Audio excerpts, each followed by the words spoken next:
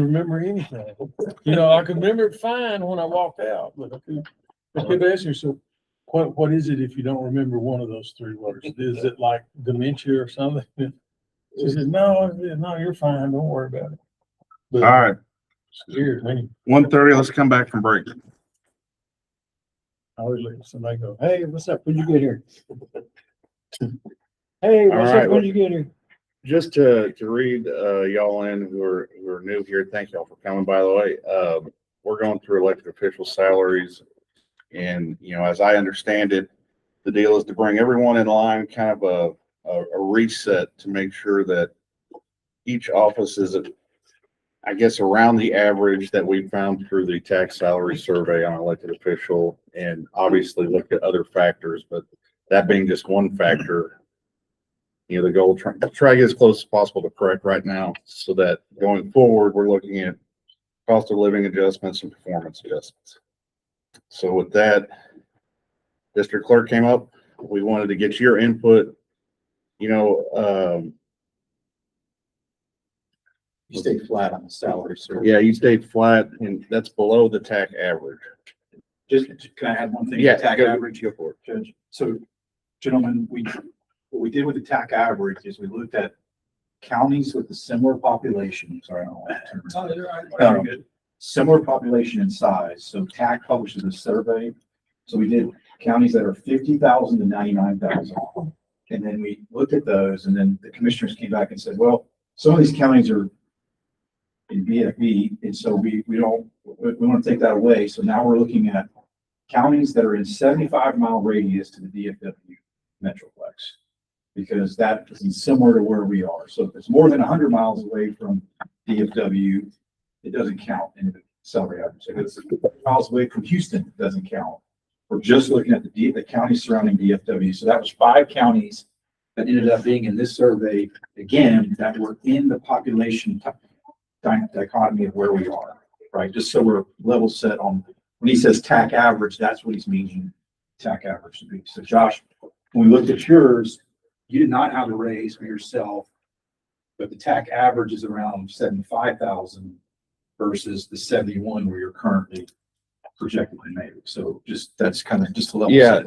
And of course, this is just one factor. It's not the gospel that we're going to go by. This is what it says, what we're doing. Okay. We've got flexibility based on your inputs, each office holder's input on, why it should be more, or I guess in some scenarios less. But my concern was, I think, again, we're trying to get everyone in line. So I think your position should have some kind of bump. According to the TAC range, you're in range, but below the average. You're about 5% below the average. Do you need a motion? No. But I mean, on the other end of the spectrum, I don't want us to sit up here and like, well, you didn't ask for any more money, but we're going to give it to you. Well, I appreciate that. I would, I knew with this job, you're not going to get rich doing it, but somebody's right. doing it. I've done it a long time, and I appreciate the consideration. I wouldn't ask for that on the whole, but I've got people that work for me that I'd like to continue to make happy. But again, if there's I've seen those surveys as well when I was on the HEB board. Counties do it a lot different. I mean, some of them give the countywide offices more than the precinct offices, and some of the precinct offices make more than the countywide. If you're asking if I would appreciate an increase, 100% I would, and I'll leave that up to you guys that handle the South. Because the other thought in mind is,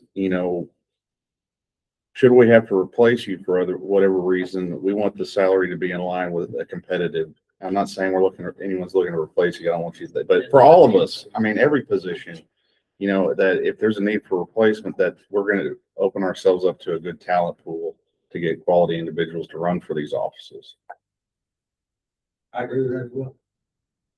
I think the other point, Judge, you guys were making this morning was, in essence, the salary increase is also reflective of what we're looking for in the office performance. I say that performance lightly, but we obviously have a new district attorney coming in, and I met with Carrie this morning, and she was adamant she didn't want any more fees walking out of the court round for indigent care. So that's, We're aligned. and so in essence, I don't know if that motion to file against them comes from your office or her office or whatever, but I think the elected officials need to get together and be aligned with money walking out the door where it doesn't need to walk out the door. You brought that up last week. So, and just, are there other services that the district clerk's office, I know the talk was during COVID, we didn't do passports. We haven't brought them back. So I don't know if those areas where we can bring in additional fees to our county are acceptable, but that's kind of where we were looking at this morning, where if we're gonna be above the average and TAC average, we're gonna hold our elected officials, to a standard of, hey, are you running that office effectively from a fee standpoint, bringing it in? Because overall, we don't always want to have to rely on the no new tax revenue rate or the appraisals to fund the county operations. Well, we had that conversation in the office earlier as well. It's not just the filing fees, but if, say, for instance, someone getting a divorce, you have to have things served. That means the sheriff's department's not, those fees are waived also. There's no service fees at all, but when they serve it, the county just eats it. If we have to put something up, now we do have the option now, there's an OCA website we could post it to, but before we had to pay the fees for Currents Tribune because it was the cheapest one in the county to post things in the newspaper. The statute is just find a newspaper in the county. So we've gotten away from that a little bit. The judges are aware. We posted on the Office of Court Administration website, and that counts as our posting by publication that we're able to do. So we're not losing as many, but there are writs and other things that the sheriff's department and probably the constables in their respective courts have to serve, that if they are deemed indigent, we never get anything for, and they're just doing it for free. And that includes creating the citations and the work put into it. As far as the passports, for 3 years since 2021, we stopped whenever they did the international travel ban because they weren't even allowing people to get passports. And that's something on top of our statutory duties that is just a service to the county because our post office didn't do it. I tried for 3 years since then. We've taken the test. Everyone has to be certified for it, but you have to have someone from the Department of State come and do the audit. And they didn't come. They have never, it's like the federal government is all still working remotely. And it's hard to get someone, and ours is the Mickey Leland Federal Building in Houston, so we can't get anyone up here to actually audit all of that, and they have to do it twice a year. And then the tests we take are pretty substantial for fraud and identify markers on IDs and facial composites and comparing those with their IDs, just similar to what the county clerk does. You have a book of matricular license from Mexico and consulate validations, and of course all 50 states have their own ID or driver's license. That being said, I'm not opposed to starting those back up. It's just maybe it will require a letter from the commissioner's court that I could be on to tell them that I'm willing and ready to start doing passports again. Most everyone up there, at least 2 or 3 of them have done the passports before, including myself, so it wouldn't be that difficult to get recertified for it. And that money, I think it's $35. It goes to records management, which again, I would love because that would allow me to do more projects for these. My records go back to 1855. That would allow us to get some of those things scanned and restored and digitized, hopefully, depending on the number of passports. And I do hear quite a bit from the community that they wish that they could come here, especially if they got to get their kids out of school. They don't have to go to Ennis or Hillsborough or Waxahachie. So that's something that I wouldn't be opposed to doing if we can get on board with the federal government. And again, and I did, as you know, I asked for another employee for the felony side that would help alleviate the civil and family, because that's our main office. That's where all the phone calls generally come from, and that's where most people congregate if they have questions. They'd rather, I guess, stay away from the office that says felonies. So it's been that we've handled it with 2 people for a while. When I started, there was 3 people, but my chief deputy sat in there, and now Ben is the chief deputy. He's on one end, civil and family, I'm in the middle, and then felonies on the, across the hall. So between myself, the four on civil and family, and Ben, we could handle that extra work we've done before. That's mainly with the advent of e-filing where our, that and juries is where our traffic comes from. And that would, the only thing different is there'll be a lot more people in the office. In the ability to, when you talk about if somebody says they're indigent and you believe, hey man, this person's got an attorney and they're, Sure. is it your office that files the motion in court to? My office can file it and then you can come and move it, but but it should be set up as at the initial hearing, the judge take it into consideration,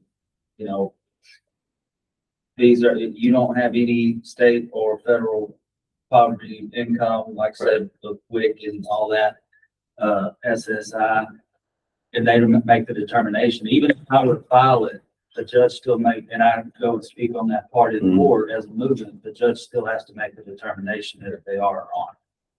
I don't get to make the determination. Well, yeah. But if we believe as a county that person seems to, not be indigent, you have the ability to do that. Well, and the state is for sure, I think I told y'all before, even though the Supreme Court is mostly Republican, their biggest fear is to inhibit someone from having open filing to the court when they want to seek legislation. And that being said, we're required to make that form available for everyone that comes in. So if we're not nipping it somewhere along the line in the courtroom, then everything's going to be free from start to finish. But again, that was the big thing, is you have to have it available.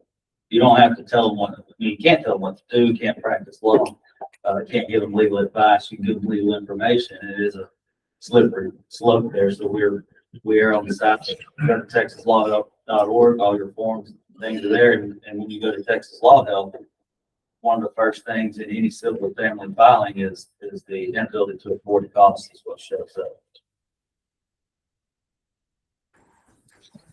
And I would be happy. I mean, normally what we do is rather than filing it as, now I'm the party to this case, contesting if they are able to afford it, make a note to the judge that, there's a considerable balance before this case is disposed. We need to take a look at the fees, and there have been times where, if there is a divorce, they'll split assets, and then, you're responsible for attorney fees and the filing fee. Those aren't always the case. Most of the time, a lot of things are 50-50. If there's no kids, they share the debt and they share any excess proceeds. But somewhere along the way, if say one party hired an attorney, the other one didn't, or even if they both did, the judge could say that the husband or spouse one or spouse two would have to be responsible for all attorney fees. Selling a house and split it 50-50, they give stipulations on who gets what. And that's where the judge could also say this $350 is still hanging out there, plus your service. And there's a lot of those, like I said, the sheriff's office being one of them, all those, especially in family cases, those are probably, they may argue different, but they're the ones that are always more pissed off in my office. I'm getting divorced, my stuff's getting taken away. It's not the felons generally, it's the civil and family cases where people are losing money or their kids or something like that. But that would help us recoup a lot of, like I say, the filing fees are the work that's actually being done by my office. That's what they're for. Service fees are for the work actually being done by the sheriff's department or whoever's serving it. And that's what you're reimbursing the county for. Otherwise, you have people doing that work and we're not getting compensated for it on ours. That's why I think we say there, Jason, Mr. Grant says this every year that the courts that are to 70-75% of the budget, I mean, from jailing to litigation to disposal of the case, and it's getting worse in that fact because no one's paying anything. Yep. I think the judiciary is on board with doing what we can to alleviate that within Sure. within the legal bounds, because you brought up a good point, you run a fine line, denying people access to the court, so it needs to be justified, because that's strict scrutiny. They have judicial immunity that I don't. That's easy to pass the buck to the judge. I try not to do Yeah. that, but a lot of those things, it is easier to get the Right. judge to do it to cover yourself. So I guess we're okay with Yeah. 5% increase on there to get him to. Yeah, where would that put the district? Right on range. Right on, right, okay. I guess the question while we're on his budget, real quickly, is he has asked for an additional, maybe I'm getting the wrong word, chief deputy, correct, or Senior clerk. senior clerk All right, over, have one chief. so senior clerk over the criminal side? And really, just give us, I know we ask you to restate yourself a little bit, but with all these things, it's just, we need the justification so that, we can say, well, this makes sense and this is why we're doing it. Well, and it's not tit for tat, but I normally try to work with Sandy and Sherry on making things universal as much as we can. I mean, yes, we're both clerks, but we do a lot of different things. But that being said, the more policing we do, a lot of the laws are more stringent, which create more cases. The more indictments we do, the more misdemeanors that are filed. The DA's office has more employees. I know the sheriff's department is trying.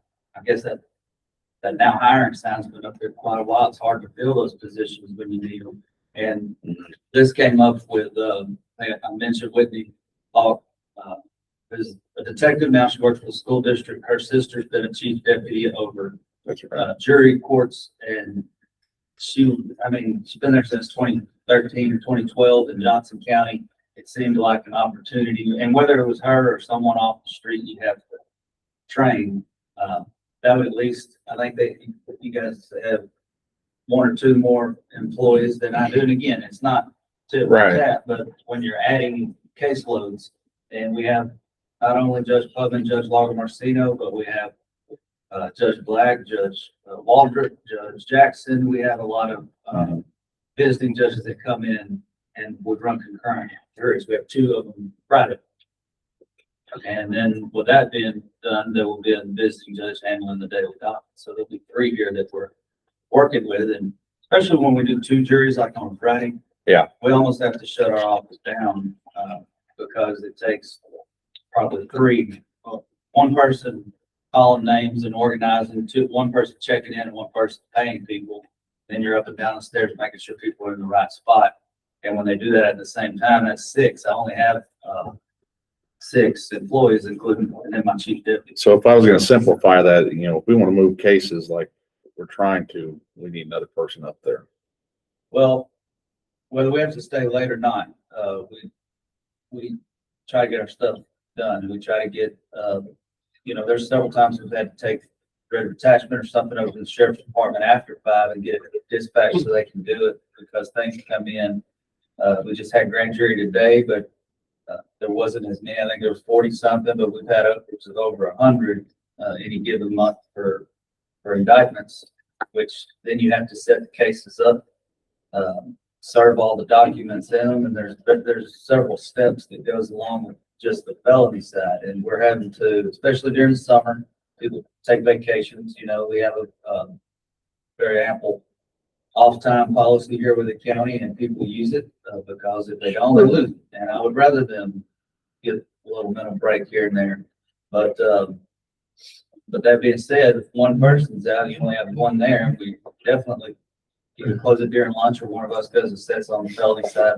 But it's hard to pick up in the middle of a case where you don't know where they were at and what they actually served yet or what they sent to the sheriff's department. So it would make it easier to have someone else there because of the caseload.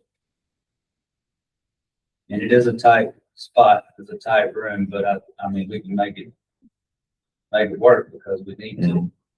Well, I particularly like the aspect of looking at someone that's already been trained up and essentially ready to go. But I talked to her about the salary before I ever mentioned anything to you guys because she makes well more than I do in Johnson County as a chief deputy, but I think it was the quality of life she was wanting to get out of town and moved out here with her sister and Hawk, her brother-in-law, are starting a little farm. And anyway, she was interested in that, and the bigger salary wasn't the all end all. But having her come in some managerial position, then adding another senior clerk, that would, you know, those two would report directly to her. She would report to Ben or me. Just like Connie she does all of our child support. She's our senior clerk on the civil and family side. They report to her with any questions, and then it goes to Ben or me. Gentlemen? I don't have a problem with that. And, you know, it just stands to reason, the more people we got, the more cases we have. The clerk's offices both have got to keep up with that. And we only added, have only added one, and that was in 2012 since I've been here. That's because we got the county court of law added in that year. So 2011, we just had district court. In 2012, we had county court of law added, and I was allowed to get another clerk at that point to help facilitate two courts. But now, like I said, the amount of volume is substantial.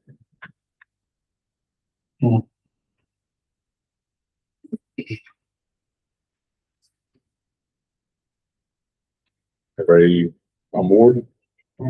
Okay. Thanks, Josh. Yeah, and again, I'll get with you on the passport thing later on. Yeah, I think anything you can do to make that a reality is gonna look good this time next year. Yeah. I've got numbers from years past. I think the last year we did it, it was over 800 were done in a year. So whatever 800 times 35 is, would have come to your office supplies, or not, record management. Yeah. And that's always helpful. Yeah, that's, you know, software fees, right? Or is it? There's no software involved with it. It's manually done on paper. And the odd thing is when we were doing that, we get more complaints about passports than what we're actually supposed to do, because it goes from us to the federal government. You have to wait to get it back, or they lost their birth certificate or something. And, but it's a service that I think is needed. Judge Lagomarsino has 5 kids, and I think there's 3 or 4 of them need a renewal, so he's already been beating up about it as well.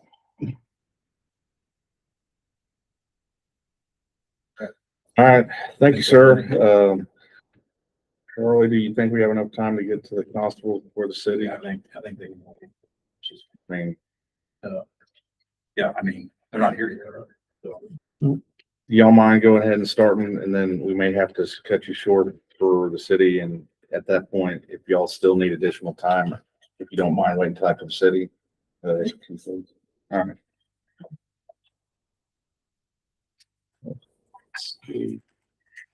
So there was, the ask here was in essence a 28% increase in pay year over year. And then coming in around, this is where the average makes for TAC community. Okay, and this is the all-in figure, salary, supplement, travel, and car. Yes. We'll make sure we're doing apples and apples on those other counties. Do they furnish vehicles? Is that? What? I don't know.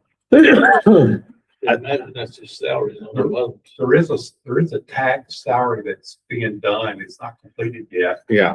That breaks down salaries versus vehicles provided, Mm-hmm. how many deputies per office, so on and so forth. But that, there's still about 150 folks that have not completed that yet. Yeah.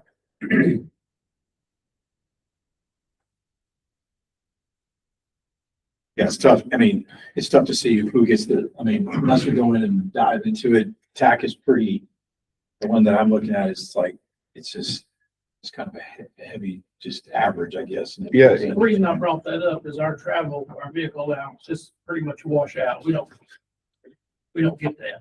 It goes right back out. Yeah, you know, I think I don't know if this is the right budget cycle to address it or not, but as far as the vehicle allowance, I think does need some addressing. You know, there's been discussion of there's patrol vehicles in the sheriff's fleet that are no longer useful for patrol, but can be used for civil services. And, you know, would that be a workable situation for y'all? Rather, you know, you'd have a county vehicle rather than having the $15,000 supplement. I'd be hard pressed to believe that you could furnish a vehicle and upkeep it for less than we're getting for our vehicles.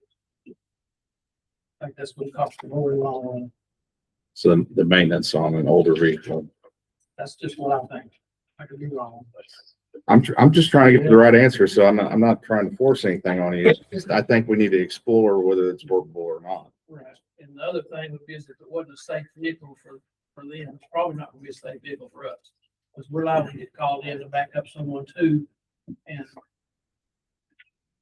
be the same thing. I don't know the answers to that exactly. Correct me if I'm wrong, Sheriff, but when you take him out of patrol, it's just There's because, a difference in patrol operations and civil operations. it's mostly Civil because deputies don't get in pursuits. it's a pursuit. They Is have that no the, reason to run a high rate of speed. So I think what you said earlier is applicable. I'm not making decisions for y'all. I'm saying that we sold every vehicle that we had yesterday. I believe they picked the rest of them up. They were sold on gut deals, every one of them, with the exception of one with a bad motor. Mhm. Cranked and drove onto the trailer. And those people that purchased them, they intend to put them in service. They're not crushing them. well, that brings up the other point. It's not something that we're gonna change this budget cycle, because I don't think we can, because we don't have the capacity and fleet. But just so y'all know, it's something I want to look at. I wouldn't be in favor of forcing something on you if it didn't make sense. I wouldn't ask you to do that. But I think it should be explored just so we know that answer. And maybe y'all know it, but I don't know the answer. Well, I also know that several counties in, you may know about, there's lease programs out there. You know, I know Enterprise does a government fleet vehicle thing where they fully equip it. They do everything except stick a radio in it. Okay. And, you know, you pay so much a year for that. And then when they reach a certain mileage or damage to it or Yeah. engine problems, they rotate it back in. See, I'd like to see those numbers too, because that may make sense as well. Well, that was something that was discussed several years ago and it kind of didn't go anywhere. So, but yeah, I mean, I can get the research on that. We've got contacts on that. Okay. To look at. Yeah, I think they were wanting to outfit the entire county. Sorry. They were wanting to outfit the entire Yeah. county. But they do like a sheriff's department or a police department or a narcotics division of a police department. So they have, they do all kinds of Yeah, operations. they was wanting precinct barn trucks too. Yeah. So, I mean, they'll so do, it's just, When you had the commissioner salary up there, did you have their vehicle allowance in that? Mhm. It's in there, so. And we did everything. Apples to Oh, apples. and don't get me wrong, I can't remember what other departments get vehicle allowances, but I do want to make it so it's, if you need to have a vehicle, then I'm interested in the county supplying that vehicle. I think that's probably in our best interest, but then again, a lot of it is going to be driven by the dollars and cents as well. I just thought maybe the lease might be less of a burden Mhm. as opposed to buying, a whole brand new fleet of vehicles or something like that would be less of a burden. If that's something you want to try to find out about maybe next year or there. All right, well, gentlemen, if you don't mind pausing this conversation so the city folks just showed up. Thank you all for joining us. You got Jim Holgerson, John Boswell, Pete Ryan.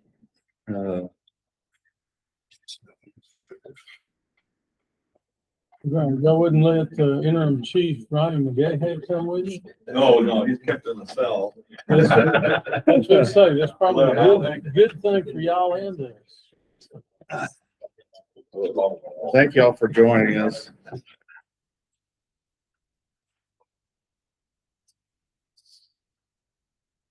Commissioners, Commissioner just so you know, William Gillen I back put a there. letter in front of you guys. This is Okay. what the city sent over. Good to see you, brother. Kind of a request. The emergency fire calls, I think it's stated $300 an hour. I don't think it's I don't think that changed. Right. Half of the economic development salary, the city requests $145,748 for 25% of the animal shelter, and then the support they have is back here as well. You'll see and how the math works with that, just so you have it. And then the other part is the county tax abatement portions that we got a bill recently in regards to kind of tax dating back to May of 2024. Those are the two things in front of you.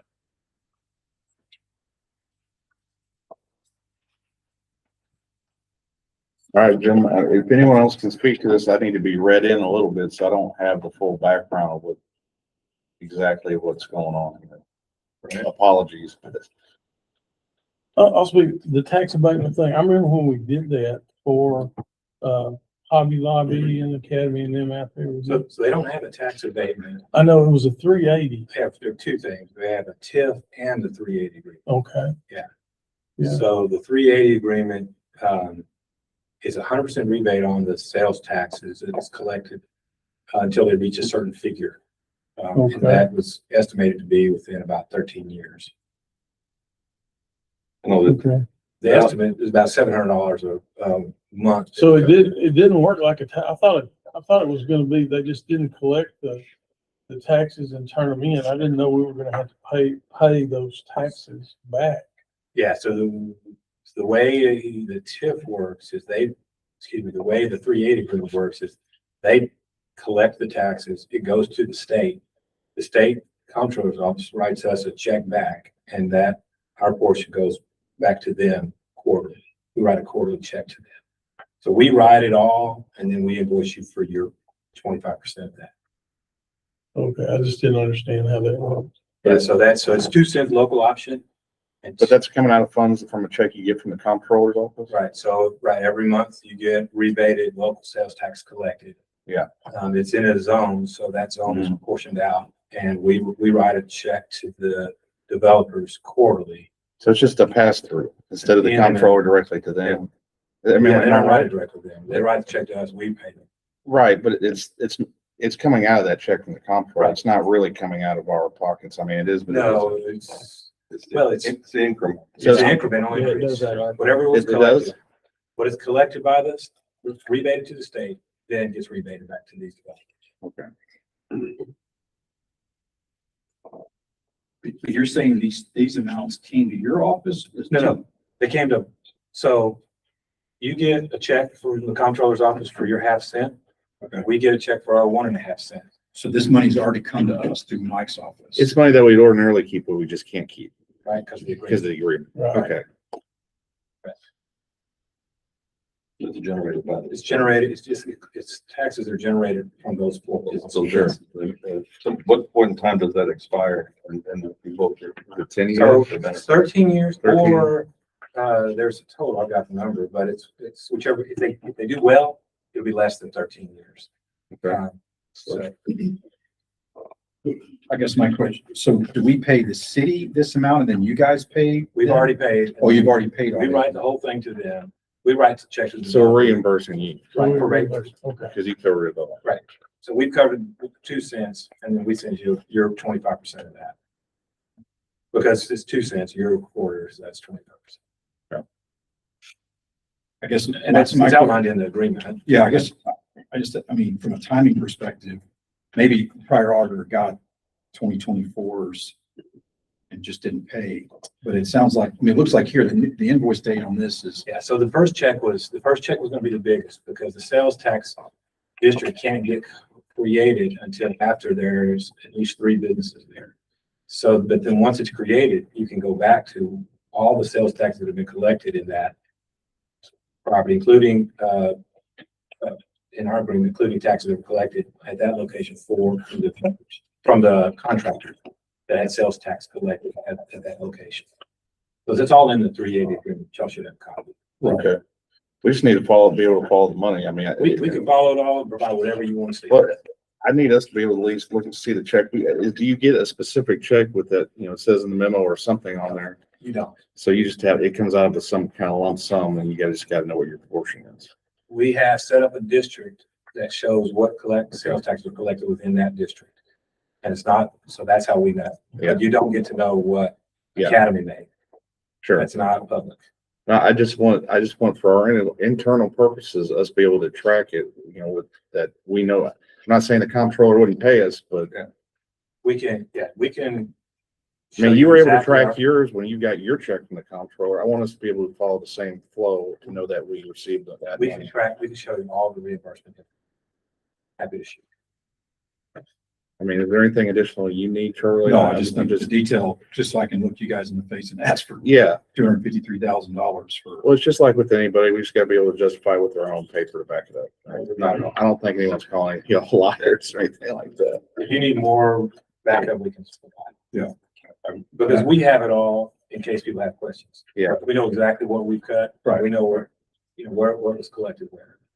Because that should, I mean, I don't, like you say, it's hard to go back and do a straight reconciliation. Yeah. Because Mike's getting payments from the state monthly, quarterly. I don't know how they pay you, but like, I don't know how we're gonna go back and go, oh, well. Would that check have gone to Mike's office or would it gone? To the general, I don't know where it goes when it comes to. I guess it comes. Yeah. Yeah, we'll figure out that. Okay. 'Cause that's the piece that we have control of, that I want to know that piece. I'll just work with you on getting the detail. But I assume that's all gonna match up, so I don't see a problem with that. 100% matches. Okay. Yeah. I mean, it's a big number, so overall it's 253. Yeah. 33, so it's 286 between those, plus another 24, so 310 overall. That's on the right, or no, there's one more. There's one more. So 310 plus 47, so 357 change. I don't have all the reimbursement information here. Yeah. We can definitely pull it all. Yeah, and I just want to make sure we start, whatever it is now that we're getting these, I guess, quarterly. Quarterly. We just would love to be able to pay them quarterly instead of 2 years in arrears, because it screws with us with fund balance. Yeah. Okay. Yeah. So what kind of time period are these for? This It's money, from to get from June. a quarter? So we Or a pay, year? we reimburse the developer quarterly. Right. I don't know what you have This there. money, well, it's from y'all. Do you know what this is? My question is, what is this time period we're paying for? Is it a quarter? So it's gonna be this every quarter on the average, or is this several quarters? Let's see, this was. The tax is gonna fluctuate, so it's not gonna be. This Right. this It's most just, recent depends quarter on looks business. like the last quarter, which is well, it's not on the real quarter. It's November, December 2025, January 2026 was $47,000. So you think that's one of the higher ones, because you think Christmas, they sell a bunch and Yeah. respective deals. Mhm. That may be That, wrong. the numbers we look at were assuming a gross, so 2% running about 700,000 a month. So a quarter of that, your quarter of that would be what, 110, somewhere in that, A quarter, 110 gross sales, yeah, yeah. We can, but we don't go on what we projected. I'm just trying to get an idea what. Yeah. I'm just looking at the bill that we got. So those numbers are all 100% to give you supporting information on that. All because we've got it all tracked. Do you have the agreement, Yes, sir. the dollar amount, so we can track when we reach that? Yeah. Well, I know the Commissioner Brewer sent me I think the agreement that you commit, or we pulled it back. So is there the Yeah, I think threshold in the so. agreement? Yeah, There's we a found it. threshold, either time or month or. Yeah. Yeah, so if they do slow, they're slow, they lose. If they go faster, we don't lose. Yeah. So sales do better than we expect, then we're done. Right. Yeah, no, I mean, correct me if I'm wrong, John, but the whole point, yeah, there's a lot of money, but the net benefit for all of us is way Oh, greater. Yes. What's 100% of zero? Right. Yes. So when we did this, the discussion at the time here and at the city council meeting was, these are stores that people are going to in other cities. And when they're in the other cities, they're shopping at other stores that we have here. So The we said, original drawing. let's get them here. And then when they finish going to Academy, Hobby Lobby, Ulta, and TJ Maxx, maybe they'll shop somewhere else in town and that this won't be, you know, a negative. It'll actually end up being a net positive. But Yeah. all the sales tax that were collected in those stores that were spent from local money somewhere else, Mhm. or spent by other people from surrounding communities in other communities, we're now collecting here and rebating back to the developers. Yeah. And that was important to be able to make that remodel of that old building successful. And that building had been sitting there vacant. Oh, yeah. 25, 30 Kmart years. building, yeah. Well, There was zero copper in it. Right, they did a lot of work to It's it. It's beautiful what they've done. Yeah. Yeah, it's great. I mean, you still hear people amazed, like, man, we got an academy. You know, it's still impressive. So now it's Chipotle across the street. Yeah, you know, we're taking we don't have to go to Waxahachie anymore, Right. which I think is the goal. Let's keep, Yeah. not only keep what we got, but bring dollars in. And ultimately, it'll end up being a pretty good revenue source Yeah. for us, but part of the incentive is to get them to remodel that old building. It's a revenue deficit for my household though. Yeah, mine too, especially Hobby Lobby. If I go Yeah, to my wife said they I don't was have in the stuff they Academy have in yesterday Waco. and dropped it down. My wife came back and said that nobody's upset at Hobby Lobby. Yeah. They're all happy. Well, okay, I think we're good on there. Just good with Charlie. I think it was just being able to track, just so we have it in our records. We can do that. We gotta be able to justify it. I mean, If you need more after this, we can get you whatever you need. okay. Obviously, we keep pretty good track. Yeah. And thank you for doing the administrative function. I'm sure y'all have administrative obligation that we don't have on that. Our finance director wins too when he's on that number, thinking about it, we could collect that. We could use it every time. All right. City proposes that to continue response to emergency fire calls on an hourly basis billed at $300 an hour. So that's status quo. Gentlemen, did y'all have any comments on that?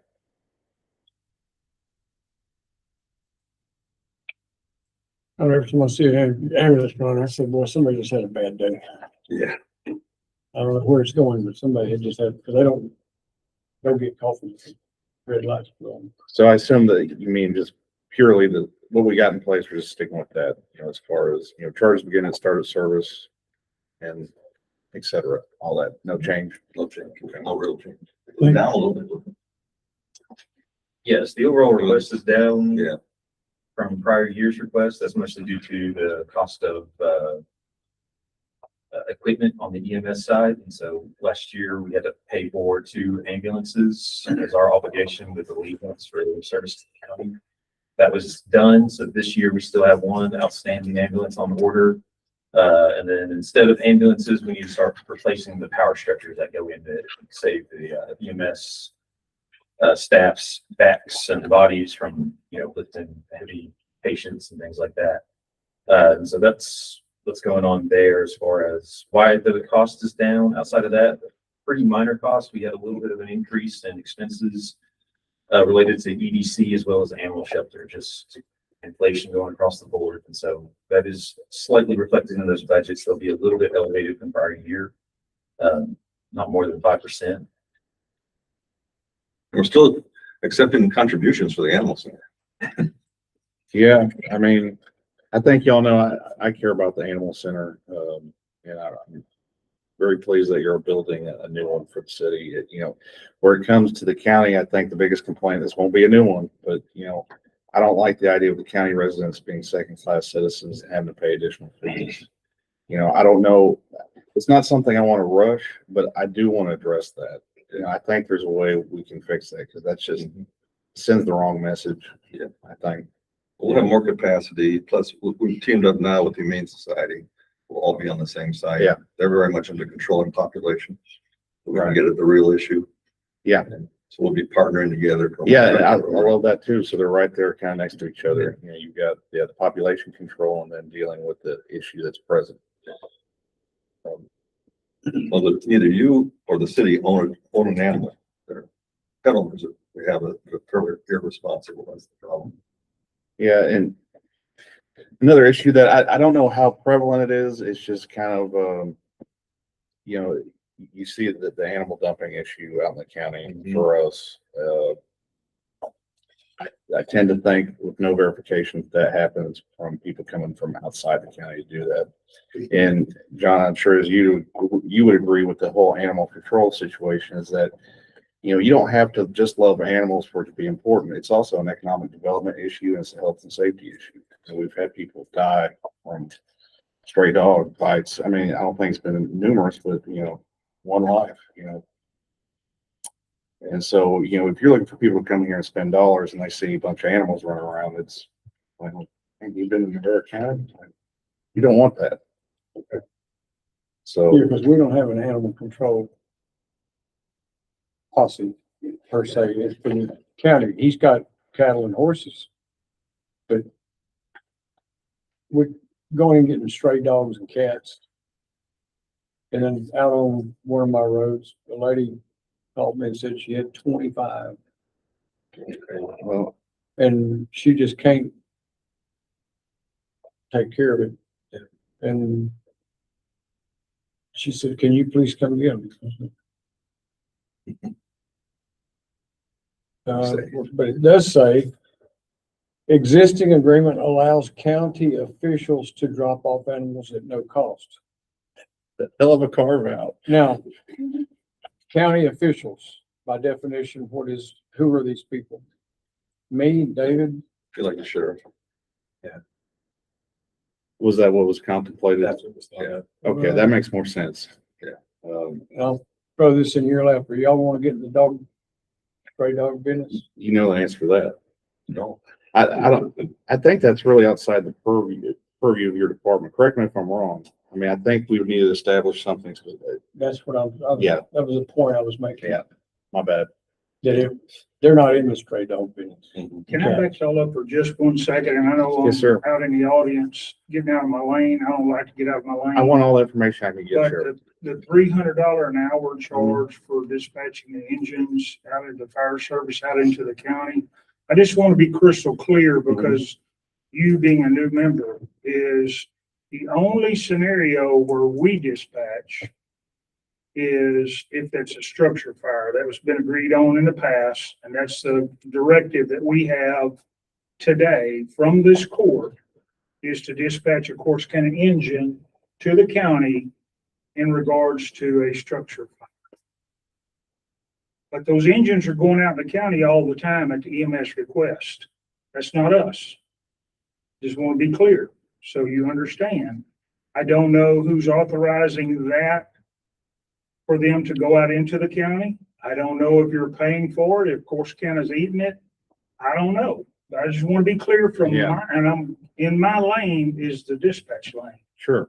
The only scenario where we are authorized to dispatch a Course County engine into the county through the court is for structure fire. Like yesterday, for an example, there was a deceased person at a structural accident in Frost, and there was a Course County engine there. I'm not beating them up. Right. They might have been necessary, and they do provide a professional service. I just want to make sure that your apples are apples and your eggs are eggs, that you understand. So is there coverage in the agreement? I mean, I know I'm asking you, so I guess somewhat unfairly, is there coverage for that in the agreement on? Yes, there is. Okay. Chief, you want to speak to that? Are you still back there? Yeah. Describe the service that we provide. So you're right to some extent, Sheriff Tanner. But it's any call initiated from the dispatch center. So we do have the hazmat incidents and that kind of stuff. So those would also be included. But it's got to be a call that originates from your dispatch center Yes, to us. to be clear, So that's structure correct. fires, hazmat incidents, anything where we're requested through the dispatch, that is a billable service. Okay. If we have an ambulance that goes out into the county and they need extra assistance and that's initiated from Allegiance Mobile Health, then that's ours. You know, that's not Okay. something that's part of what we bill out monthly. Okay. But we probably get an indirect cost on that through I guess, I think we have an interlocal agreement for the Allegiance services. Is that right? I'm guessing here. I don't know what's fact and fiction in that regard. As far as the EMS, Allegiance and ambulance Uh-huh. services like that, the portion here, the 40% cost share and then 50/50 on equipment, that is kind of y'all's portion and contribution for Allegiance ambulances showing up. Because there was no cost recovery for engine requested by Allegiance going out, that is factored into this $300 number that we've been using for this year. So there's a little bit unbilled coverage in there, in that $300 rate. So we're going out to serve county citizens with city of Corsicana stuff, not at y'all's request, so we're not recovering 100%. But we did want to make sure some of that was captured and covered, because otherwise that's something we would have to address internally as far as our costs. And we don't want to reduce our service. They've been handling it well at the fire department. We're covering all our bases, helping the EMS out, providing service to the entire county. But at the end of the day, you know, running a fire truck out there to Frost and back is a lot of wear and tear. And so we wanted to make sure we're capturing a little bit of that and offsetting some of that cost.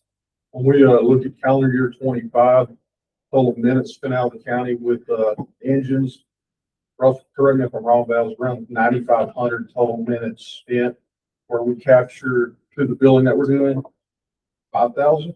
Yes, sir. 5,000 minutes. So that other 5,000 minutes for your motor vehicle accident, that's not coming here. That's not coming through their dispatch, and you're not getting billed. And that 40% number was, we actually rounded that up. It was actually 30. It's around 33%. 33% actually, yeah. Yeah. And that was based on a calculation of the number of runs of an ambulance going out into the unincorporated areas in the county over a period of time. Looking at the percentage of the number of runs that y'all have. I'm thinking it was like 18 months. It was, There were 19 runs from the county and 18 53 months. for the city, but number 7 ambulance. Yeah. The one that Allegiance didn't cover. And it was asking for a 50-50 deal with us getting 19 runs out of against 53 for the city. So, we compromised with 40. yeah. Which was agreeable to both parties. I'm not trying to cause trouble. I just want to, for clarity, say we provide dispatch services for free to everyone. And the directive we have is to send them Corsicana Fire or structure fire. And he was absolutely correct. If there's a hazmat scenario and they're called upon for that. Wildland fire with structure threat, and that's an Yes. automatic.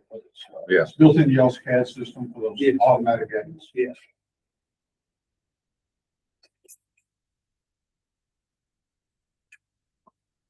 I know it's not big numbers, but the EMS operational stations are 90% of that 25,000. I know it's not huge numbers, not some theory. Is there a reason that's 90% and not split 50-50? And then halfway down, EMS operational stations, 25,000. We're asking for 90% of that building.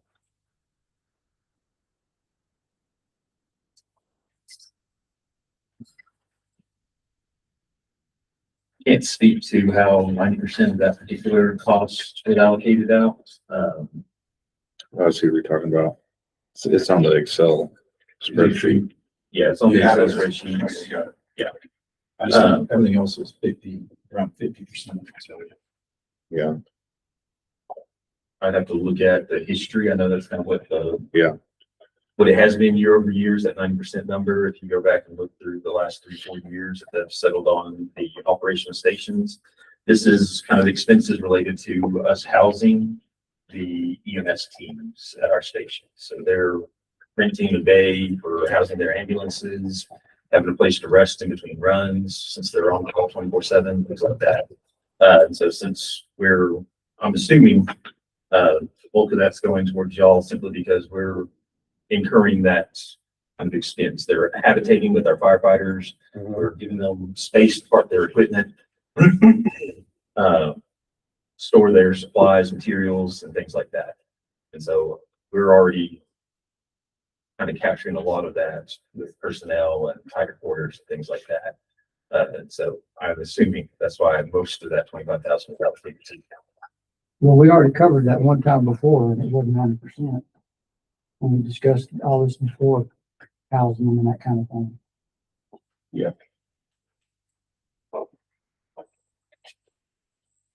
in that same vein, I mean, again, being new to the discussion, I apologize, but Has there been any thought to having substations throughout the county for quicker service to our people at the edges of the county for EMS services?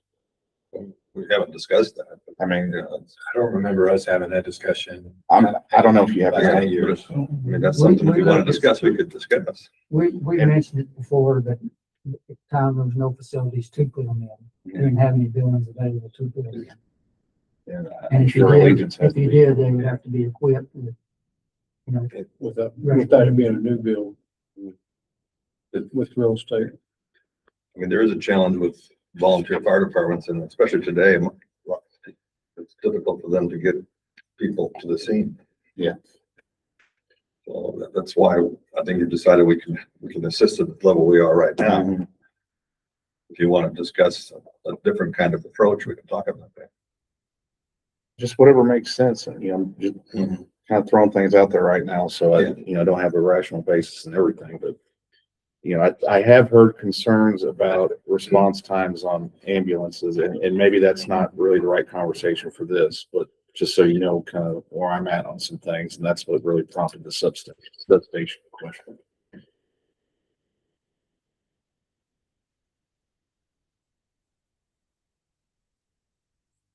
Challenge, always have. Yeah. I get calls from people at the lake pretty regular. Like, we need an ambulance crew out here. Right. I said, build them a structure. If you build Y'all pitch in and pay for it. Right. From the I'm south sure they'll be side, glad to do it, but, the treatment but, side. but then if this ambulance is gone, then somebody's coming all the way from the lake to the other side. Yeah, it's a challenge all the way, absolutely. all the way around. You have to have you'd have to move them around constantly. Mhm. It's a challenge.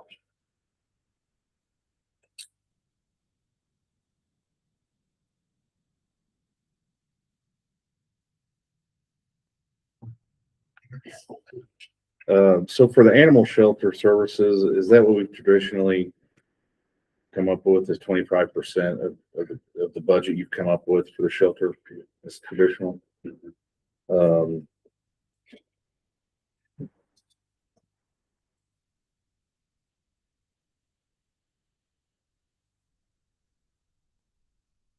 Yeah, it's tough. I still, I mean, I think we can work on it, and I don't want to rush things, but it's just tough for me with that, county residents have to pay extra on that deal.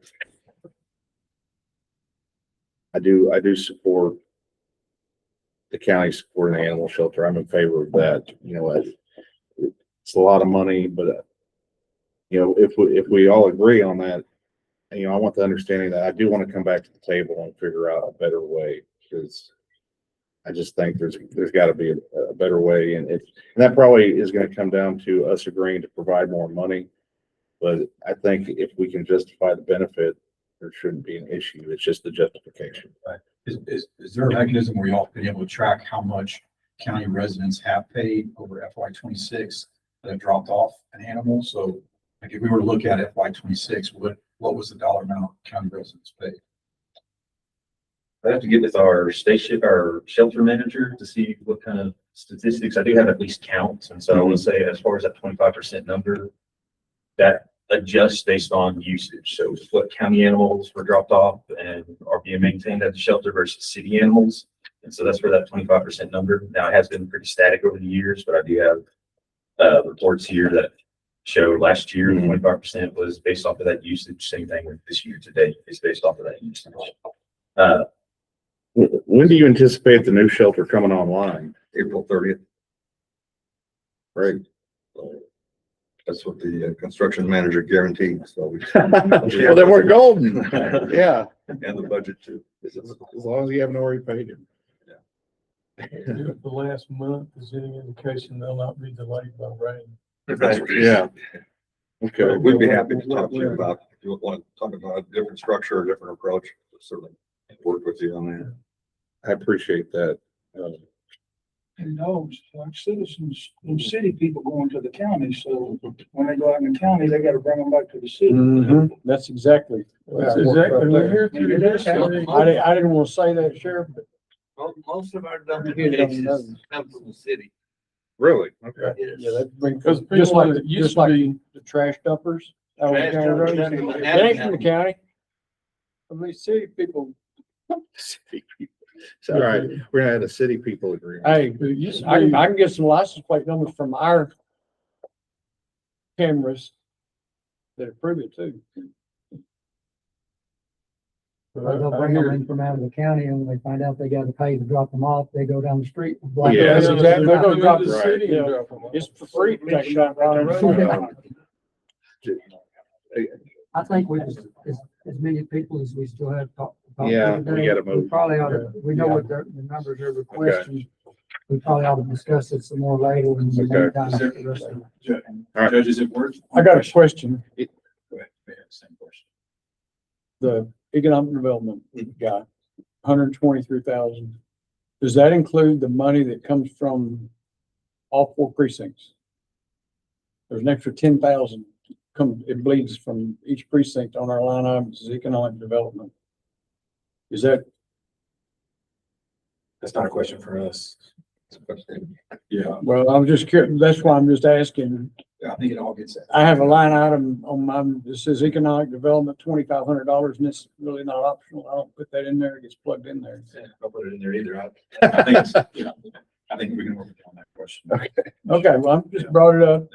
That wasn't the question I was gonna ask now, and we may table this, but knowing that we've got 2 health clinics coming in here and asking for money, I know we both asked them, what are they doing with the city? Is it an open forum today to ask, what are they doing with Ken Rogers Clinic and other, or? Oh, yeah. Would y'all mind elaborating kind of what your position is? I believe we will have maintained at 40 for the Rogers Clinic. Yeah. That's, Lump sum, Or I guess rather the health department is what it, Navarro County. it's just Before it 40. goes to the health department or Kent Rogers Health Department? Do y'all give Kent Rogers anything? no, Have they requested you to give them something? No. That's what the representative does. Okay. So 40 grand goes to the health department Yes. on a lump sum or monthly paid out or? Typically they want it in quarterly disbursements. But is that supported by invoices? I mean, I think I assume you have the same issues we have as far as lump sum payments. on this one, it's just 40 lump sum, and we give it to them. 40. They're supposed to send us kind of pre-drafted letters requesting their quarterly payment. And so we have to do bulk of the work and try to remind it and stay on top of it. Mhm. But that's the mechanism as well. Okay. Sorry, I didn't mean to- No, I appreciate it because that left my mind. I've slept since then. I'm out of questions, sorry. Okay.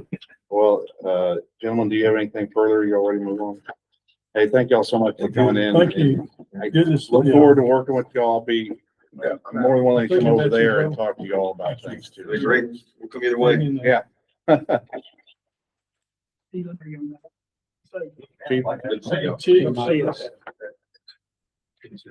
tell Ronnie we did not miss him.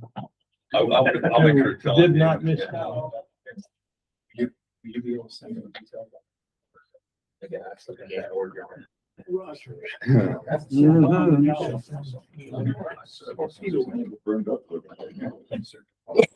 And I bet you 95.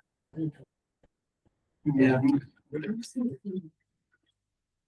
All right, thank you all for being patient. If we could move back to the constable's discussion. Thank you all again. I apologize that we had to just. So where am I supposed to dump my animals?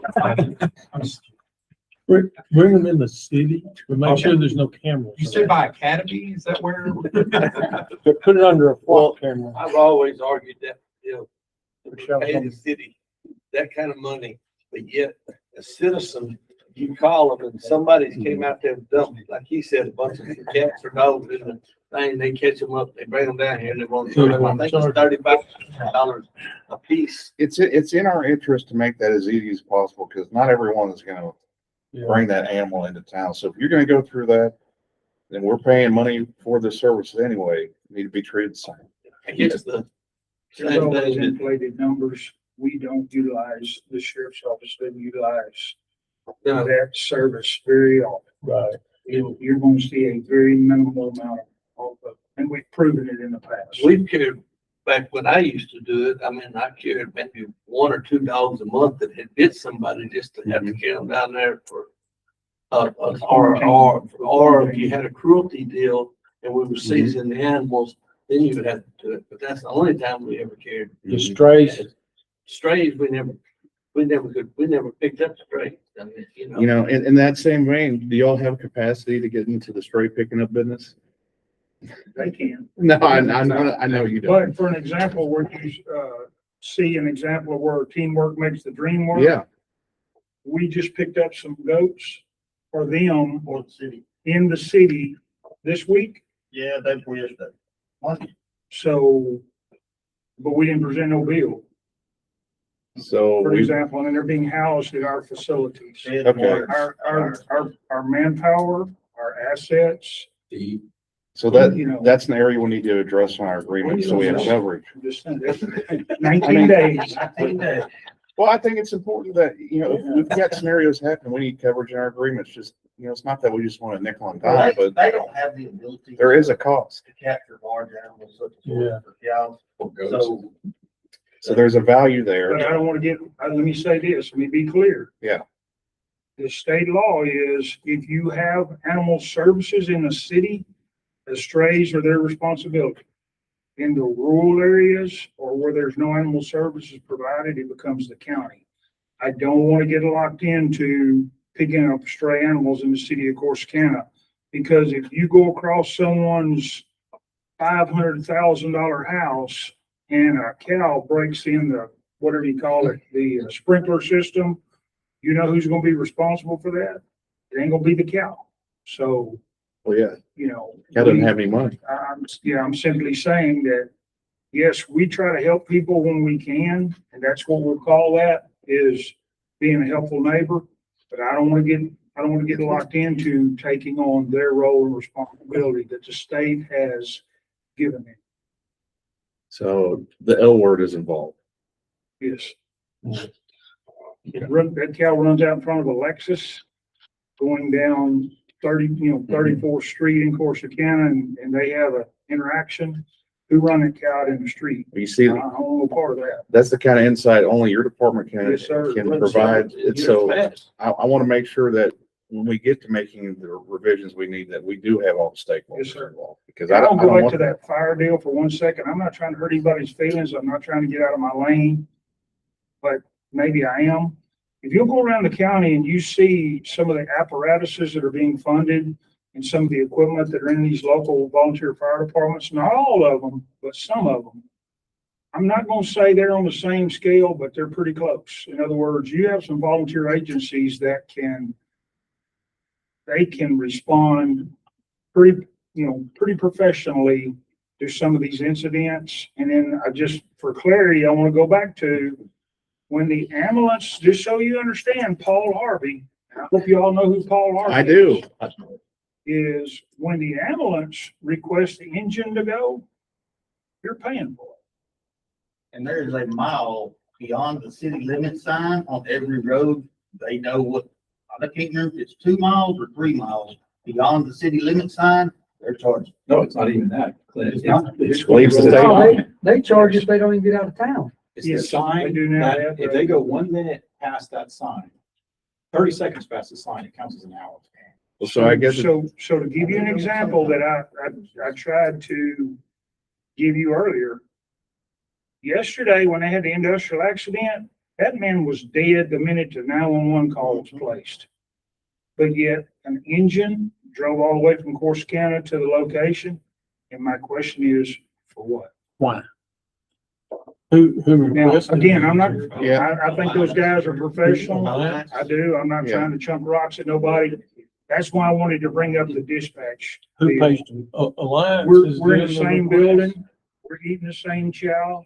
they We, hey, anyway. And They they, can can figure they, it out. I don't know. can their ambulances dispatch their engines without your going For the through? longest Well, time. it sounds like, apparently, it sounds like what's happening. I was getting it in, We were way overpaying for these services. and we fought and fought and fought every year. Finally, 2 or 3 years ago, we got a couple of councilmen to see things our way and admit it was not a 50-50 operation like they've been charging us. It was a 33%. But just to be nice, we rounded it up to 40%. And so on some of those numbers, I'm saying 40% across the board, not 50% of this, of the equipment, not 50%. Yeah, why do we need 50% of the beds? Yeah. The electronic beds. And that 90%, where'd that come from? Well, you know, they couldn't have an answer Yeah. for it. I'm sorry to ask. And the reason I say this is because we relinquish a lot of control to them. Yeah. We can't say who they send out. They have their own policies and procedures they have to follow. But we have no say in what kind of raise they give to people, how many people do they need to hire. There's a whole lot of things I'm not saying we certainly don't want to take over these services. We want to pay our share. But there's a lot of decision making that goes on that we have absolutely no say over whatsoever. It's like a blanket number of you're gonna pay 25% of the animal shelter, but yet you don't as much as have anybody on a board there from the county that says, wait a minute, hold up, I see this a little bit differently. Like if they want to give, You're not gonna run 25% of my business without, I mean. It's almost like the preacher told me when we got married. What's yours is theirs and what's theirs is theirs. We're paying them. And you know, I make a joke out of that, but it seems like it's kind of flowing one way. You pay them It 25% has. to pay to carry a dog down there. But the city people can go down there for nothing and drop a dog. like you say, I don't have the library on there no more. Yeah. The reason is because that we're overpaying by far. Mhm. No saying how many people they hired, what they paid them, nothing. So we finally called their bluff and said, we're not gonna pay you nothing. The county residents comes in there, we'll pay for their library card. Well, I don't know how many came in, 20, something, there was nothing. How many library? That cards went you away. pay for? And I'm not. He don't saying- even, I mean, it's not enough for him to even know. Wait, so I could have gotten a free library card. You could, I did not get that. but I mean, like you won't ever, I don't argue with them a whole lot over the animal shelter stuff because we don't want to be in the animal control business right now. It's expensive. There's a lot of county support for animal services. It's a lot of, we support them. I'd argue that people in the county have self-funded most of the new handlers. Yes. Well, and like I was saying earlier, for years, we provide a whole lot more free service to them. And they provide absolutely no free service to us whatsoever. None.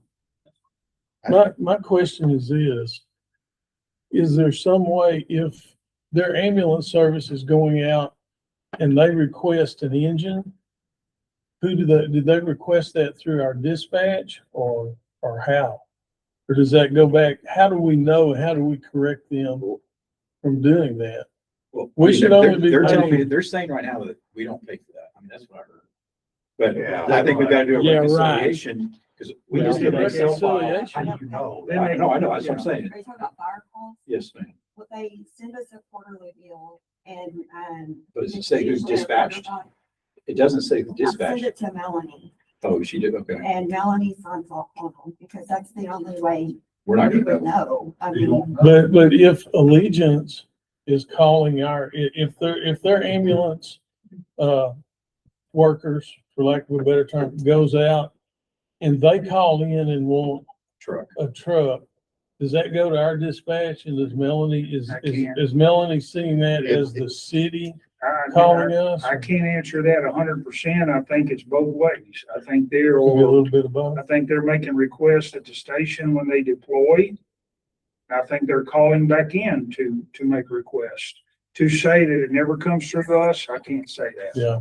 And at one time, when the fire department was still running the ambulances, we were trending towards $1 million. Yeah. A year. We were fixing to have to start giving the city about $1 million. It started in the 300s and grew $125,000 every year after that. And we called their bluff again and started looking into providing our own ambulance service. And they kind of backed off a little bit. And I'm not saying that Allegiance is better because it ain't. It's cheaper. Yeah. It's a lot cheaper than the way we were headed. And we're trying, at least from the ambulance stuff, we're trying to get grants, Judge. We talked about that Yeah. with the state. So there's stuff We got out there. that coming up on a future meeting. You know, I think that, yeah, but I mean, I'm gonna press them with y'all's permission on the shelter. As you saw, we didn't really give me the numbers when we asked for the shelter. So I'm hoping by tomorrow, he can send me some stuff and I can provide some. I would appreciate you running that truck because just like with everything we're doing here, we need justification. Right. I was impressed, or not impressed with, we have the numbers, but we haven't given them to you about the whole tax, whatever, 380 or whatever the number is, but it was interesting, like, why are we now just getting the bill? No answer to that. From 24. It goes back to 2024. 24. Yeah, I mean, that's a hell of a. So, They want to eat your settlement. you know, They were part of. And my other suggestion too, and this is just my opinion, on anything that's ambulance or ambulance related, 40%. Yeah. That's it. No 50, no 90, 40% on whatever if it's equipment, 40%. And that's still being generous because it's 33. yes, sir. That's my opinion. Because they've got 6 Allegiance ambulances is covered. And this one, number 7. The number 7 ambulance is used when all the 6s are taken care of. And like I said, and when 2 years ago, That's your first year, it's 4 years ago. And when they decide to buy that ambulance and hire those people to ride that ambulance, we don't necessarily have any say over that. Again, Yeah. And then we found out we're in the ambulance business. I've been here 10 years. I never knew we was partners in But those I'm ambulances. gonna We say own this. half of them. I'm gonna say this about the city keeping one ambulance and funding it themselves and staffing it themselves. I think they're smart about that. You don't wanna have, in 30 days, Allegiance could say, we're out of here.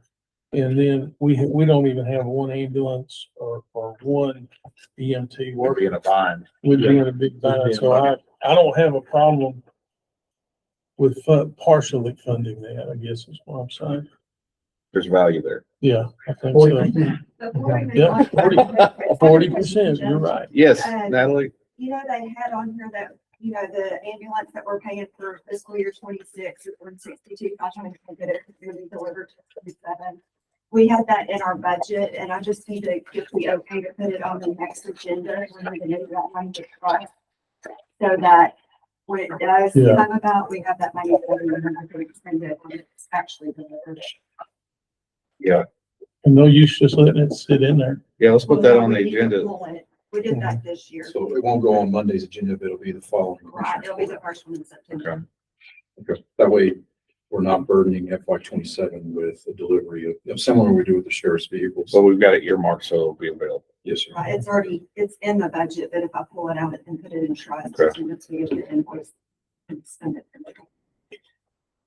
I'm open to looking at all of our agreements with the city and making sure, a complete review of those to make sure that things are where they need to be numbers wise, just first blush on just the fire contract.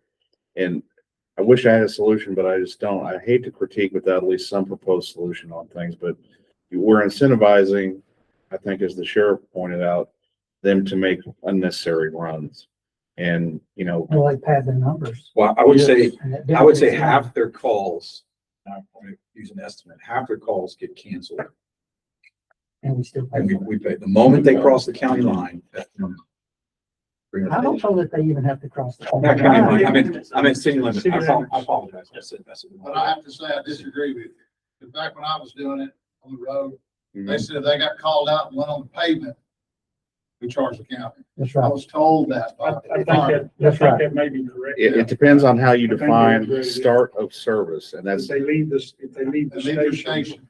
I think you're getting Every charged. figure he said was in minutes. Yeah, So yeah. keep it. This is what they told me last year, is Yeah. when they cross the city limit sign, and we can go, I don't have a GPS unit on their, a GPS reading on their bill. It just says a time deal. Now, I only can represent what they said, so. when it comes to these things, the first step you go to is the written agreement. Right, and you go from there. It's great to have the verbal back and forth, but the agreement controls. Right. I mean, What, a lot of terminology you're hearing now, and again, I'm not nitpicking, I'm just putting y'all in the loop. Mhm. Because I don't feel that you are. The new terminology being used oftentimes is a grass fire with a structure potentially threatened. Automatically goes. So that triggers what? And that could be a tool shed. Yeah, Could be an outhouse. most times, it never even gets to the structure, but you've already triggered that Corsicana fire engine response. Because the new terminology is to meet the requirement to get a dispatch is a structure is threatened. Because every time they send that out there, they can show that on their numbers. Well, this is how many times we have to go out into Yeah, the 'cause county. they're We didn't going- have to go out to the county. We'd be glad to, on a quarterly basis, put it on the commissioner's agenda where we go over, when we get those bills and the sheriff's office signs on them, we'd love to show you the detail behind that if y'all are interested. Just to Yeah. get through. Yes, sir. You know, information is power, and in order to be, Let's just put that on our to-dos when Melanie looks over, and maybe Melanie can attend the session. Yeah. And we can both talk about what we're seeing. That way it's not just a number in your stack of bills that we're paying. It's the support behind it. gotta have the information to be able to comment on it with any meaning. Yes, sir. All right, I guess we want to go back to the constables or Yes, get them out and then do the JPs. yes, if we could. All right, well, constables, I guess where we left off was the vehicle stuff, just FYI, I think we're gonna have a discussion about through the year to see if we can come up with a solution. And it won't just be all, there's other people that have vehicle allowances and or need vehicles. Unless y'all have anything else to add to that, I don't want to speak for everybody. I know that we're asking all kinds of questions because in this, trying to get these salaries in range of what the other five counties we're comparing to are. We probably don't know in these other five counties if those constables are serving in an enforcement way. Are they strictly civil or do we know? I haven't done that scrape. Can do it. I don't know either. I don't know They how to might do know. that. I don't know how to do that publicly. Harris County is one of the main counties that does. No, we're not looking at. Well, I know, I'm just saying that It's enforces that five really everybody counties, else. five is- counties within 70 miles. So, But what I'm saying, miles. they're the only ones that's kind of that's full-fledged enforcement, where the other counties is mainly our civil work and Okay. So we're looking at Henderson, Hood, Van Zant, and Wise. Just most of them are all gonna be. civil. Okay. So it'd be similar to what, And it's up to the constable himself or what he puts it in, but I mean, And then we also don't know if that includes a vehicle or a phone, none of that. It's their It full should- comp. it should It's have their full been- comp. They have that column on that deal. Yeah. I'd have to go back, see if I can find that. I mean, assume, Here- Charlie, I assume that you covered that in order to Yes, sir. make it. I mean, so let's look at, Henderson, right? So Henderson provides them a vehicle. That's what this column is, vehicle provided. What was that one? Hood? Hood is a vehicle provided. Van Zant, So I want to go back up to those two. sorry. So that's so in Hood and Henderson, that's their salary and Incentives. whatever. Well, yeah, right, that they only shown their salaries. They don't have any supplements or travel allowance Mhm. because they forget provided a car. No phone? I don't, it's not one of the questions, sir. I don't know if, Okay, I don't know if that's included in supplement. It doesn't, maybe that's a phone right there. I wouldn't be able to say. okay. And so I guess the way this is looked at is that they have multiple constables. Maybe some of these only have, do all these counties only have one constable or? do they have multiple? They have one per precinct. Okay, so I don't know how, yeah, so it's gonna all be in that one. Yeah. And then Van Zant was the other one, right? Van Zant also provides a vehicle. So 3 of the 5 counties that provide vehicles, when you look at South, correct? What was the other one? I can't remember. The other ones were Henderson, Hood. Hood, Van Zant. What was the last one? Henderson. Rusk. Rusk. Russ does not provide a vehicle. And they provide a $15,000 car allowance, almost $15,600 car allowance. With their salaries being 35, so total comp 50 and change, 52, 51. It was the 15. Hood, Van Zandt, us, Anderson. Rusk and some missing one. 221,406 total. Hill, was it Hill? We're in Henderson, this Hood, Not maybe Hill, We're in this one. Hood. The five Wise. Wise. Wise, yes. They didn't report it on constables at least.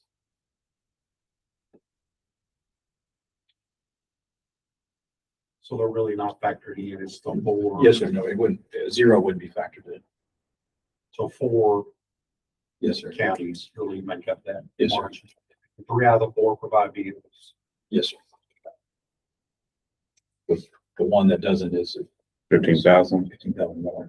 So that's right where we're at. Yeah, we're at 15. Yeah. They're at 15.6. I think for our purposes, we're gonna address the vehicle thing, but I think we're not justified to change it from 15,000 at this point. Well, we haven't, we get 13.5, we're asking for 15. Gotcha. Yeah, that's Okay. what's in the budget. Yes, Okay. sir. And another thing you would have to think about is if the county provides them a vehicle, are they allowed to use that vehicle to go work security jobs? Because right now, they're able to use their vehicles to work security jobs to make up extra money because it's their own vehicle. But it's marked county. Right.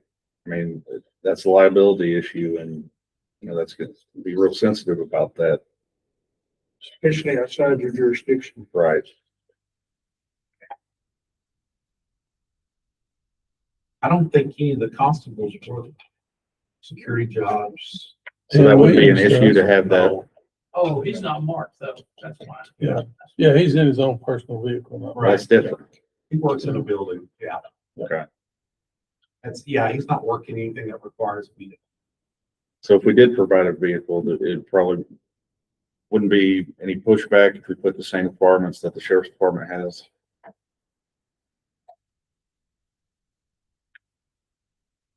Which I think just makes sense on, being aligned, law enforcement policy.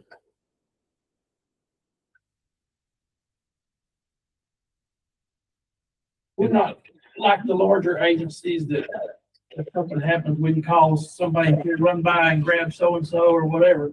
I'm just thinking it's gonna be less efficient, because I'm not gonna be in Corsicana and have to drive all the way out to the country and change vehicles, come all the way back to serve somebody that I saw that I've been trying to catch for 6 months, and all of a sudden I see them.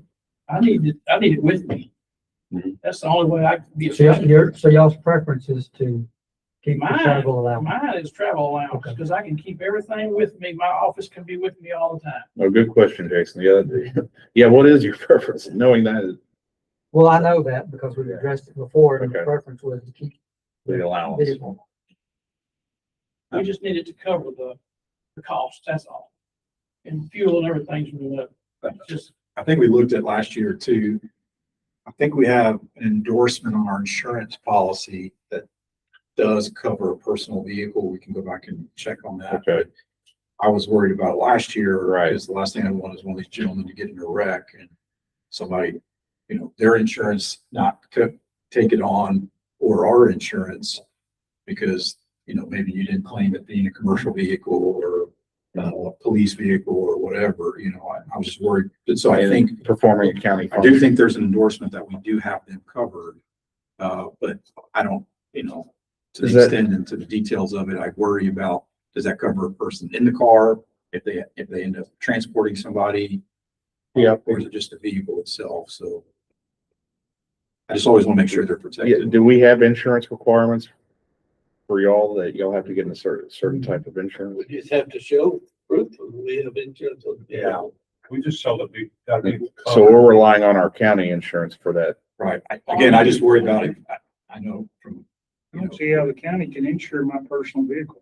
there's an endorsement if you were to be in a vehicle that's not a county vehicle, I think. Performing. So you could be, if you You're due. rented a vehicle and you needed something, there's that endorsement. I'll go back and check to the details of it to make sure it is. I worry.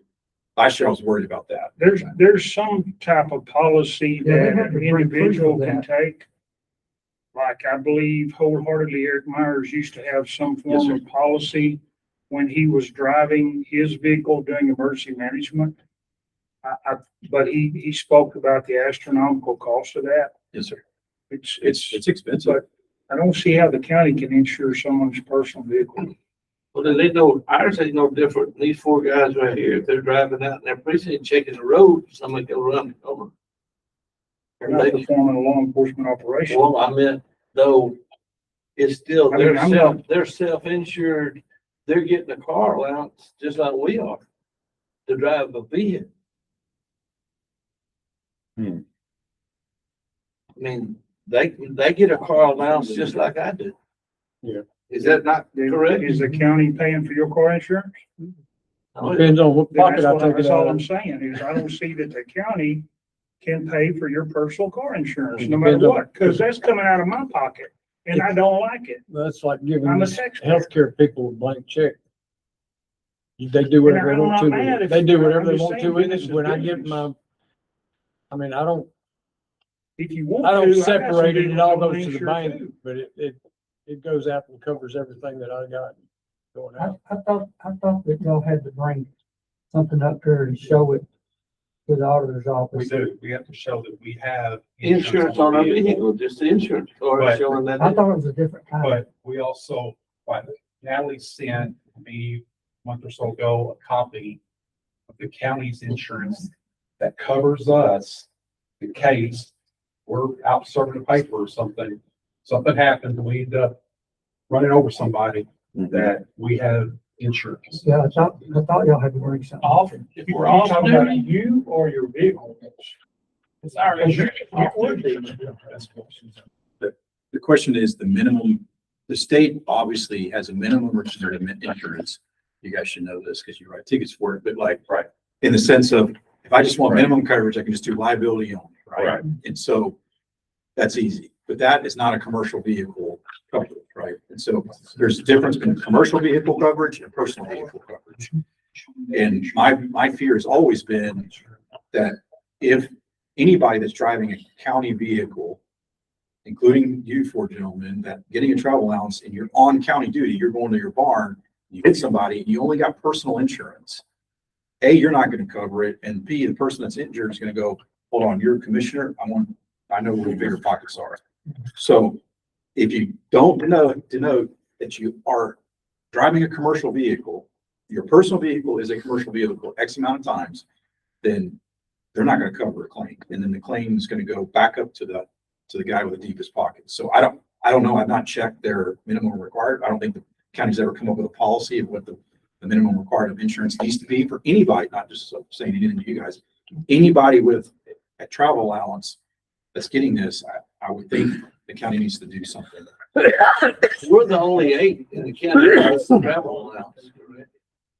No, The court, the person in the Treasurer. gets one, JP's, Treasurer gets it. JPs get one. some get a little bit, think whatever, for running back and forth to the Yeah. post office. Well, I just been there every day. Yeah, I'd have to go find it, but yeah. Okay. So we need to confirm that we don't have, uninsured liability risks. And I can call TAC when we get done with this meeting. Okay, I appreciate that. On the card, it does say all member owned or leased vehicles. Yes, sir. Now, our vehicles are not leased, obviously. Yeah. So, and the county doesn't own them, so I don't know how that's gonna fall between the sandwich, but Yes, sir. It's tricky. And I've tried to talk to TAC and first one, I don't know. Let me go figure it out. So it's, Well, we know we're not the only ones that have this potential issue. Right. So it's just. Right. Talking to TAC, we're talking to some of these other counties that are doing travel allowance, see if they've addressed it. right, I think it's that. And then, My position, I just don't want these guys to have a critical incident and find out. nobody's covered. Yeah. it's on us. Absolutely. We can't be at risk. We have to make sure there's insurance coverage one way or the other, however that needs to be. So where we're leaving this is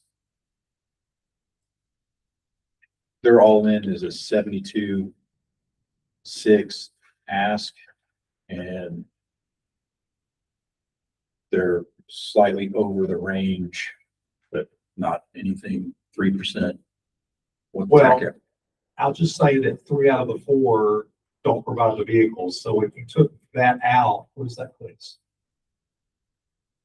So what I'm Well, I saying, don't think you could, I don't know if that's comparing apples to apples No, because. but because we've accounted for the vehicle with the travel allowance.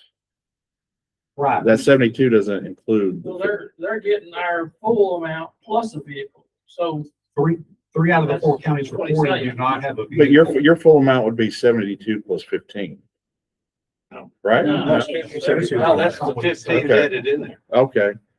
So like Van Zant, their salaries are 57 plus a salary supplement. So they're not even at 72. Polk is not even at, or what was the other, no, Rusk. Rusk is at 35 plus, so they're at 50 something. And we're on the low end of the population of these 5 counties. They're from 55,000 to 99,000. I mean, Hood's pulling that average up, right? Because it's not that many, but Hood's at 80, almost 90,000. Not counting a vehicle, 89,000 salary. You can be guaranteed. With a their vehicle, enforcement. period. You can be guaranteed their enforcement. Yeah. To get that type of salary, you can be guaranteed their enforcement. Their full enforcement. I don't know that. I mean, that's skewing the And average and up with the county car. because, Well, but I mean, if we're using that salary for everybody, wouldn't that be the same thing with their numbers? You go down there and talk to the salary here is trying to take in if they have a salary adjustment travel car, which is, I'm doing the best I can to compare all apples to apples, Yeah. right? So I can't dictate how Hood pays their constables. They may say, well, I'm gonna give you a car, so you get $0 there, but I'm gonna pay you $89,000, which is, again, pushing that average up, which is a good, I'm not complaining whether it's a good or bad thing, because the rest of the constables, you know, do have cars other than one, like you said, but they have a $15,000, but their base constable pays 35, so they're all in, is that 50 something? Yeah. Okay. And that's in there, the 50 somethings, trying to keep apples to apples, that 50 and change, 52 Yeah. is in the average, which is what we're comparing our constables against. This says Hood County's full enforcement. They conduct traffic and CMV inspections, if this is accurate. So CMV inspections. it'd be like Dallas County working wrecks and all those things. It's If commercial, that's accurate. it's I commercial don't know. motor vehicle inspections. what is it? I don't know what it is. Hood, Granbury. That is right. It's right here, right there. And Hood's got that Highway 377 that goes through a lot of 18 wheelers, a lot of trucks. So I used to go. Yeah, we got a lot too. we're talking about this enforcement stuff versus civil. Let's just don't forget that kicking somebody's door in because they're refusing to come out on a writ, and we have to put them out of their own home. Mhm. That's nothing to laugh at. Yeah. We're not talking about 2 totally different sets of risks here.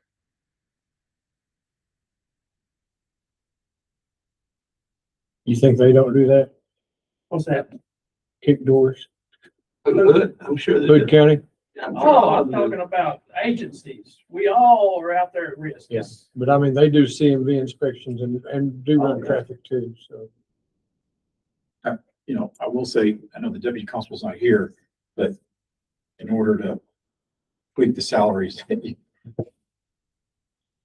you couldn't, I wouldn't think you would have a deputy constable making more than a constable. Well, it happens here. Yeah. But that's, I guess, I don't know how y'all want to look at that, but that's how you. It was said this morning that there should not be an incident where a deputy makes more than the official.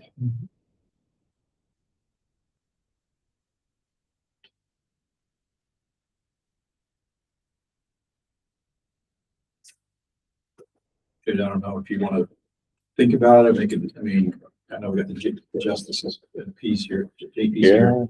I don't, in order to. how you want to do this, or Well, see, even our longevity pay is added in. it's not at. It's not? No, sir. I try to keep longevity because longevity is a county Yes, benefit, and whether you're an elected official or non-elected official, I kept longevity out of it. okay. Yes, sir. And also, we've been telling everybody too that comes in that our insurance went up 14%, and the county, we took all that off. We didn't pass that on to the employee. To the tune of $1 million something, million point something. Who else do you have coming in today besides the JPs? Nobody, sir. I don't think so. Right? No, that would be it. Yes, sir. Well, I gave up yard work to come in, so. Well, At 180 degrees, You you're welcome at 108 degrees, John. We appreciate I got you, or if you need some experience. I mean, We'll call you in tomorrow if you want to. Gentlemen, where y'all at on the constables then? Where we at? You know, they've asked for all in 72.6, basically. I think we need to bump them up some. I agree with that.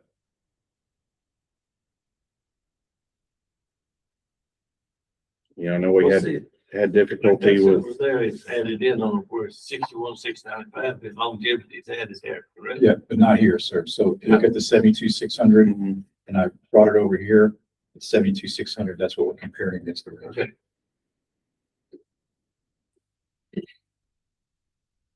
Should we, take, I know you want to do something else. I love doing something for you, Jason.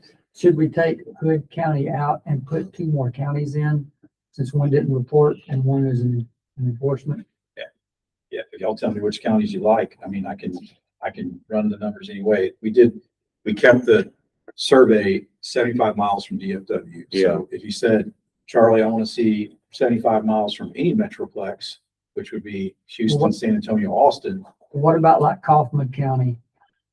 That's one I can think of offhand. now, I think that's a good call. So we adjust it so we can get a true apples to Yeah, apples, at we're a least. little skewed right now. If we did How about Hill County? Kaufman and one other county. Take Hill County, I mean, they make one, they're half the size. They do it based on population. I wouldn't mind knowing Hill counties though. I mean, Well, I didn't think about population. I don't even know what Kaufman County is.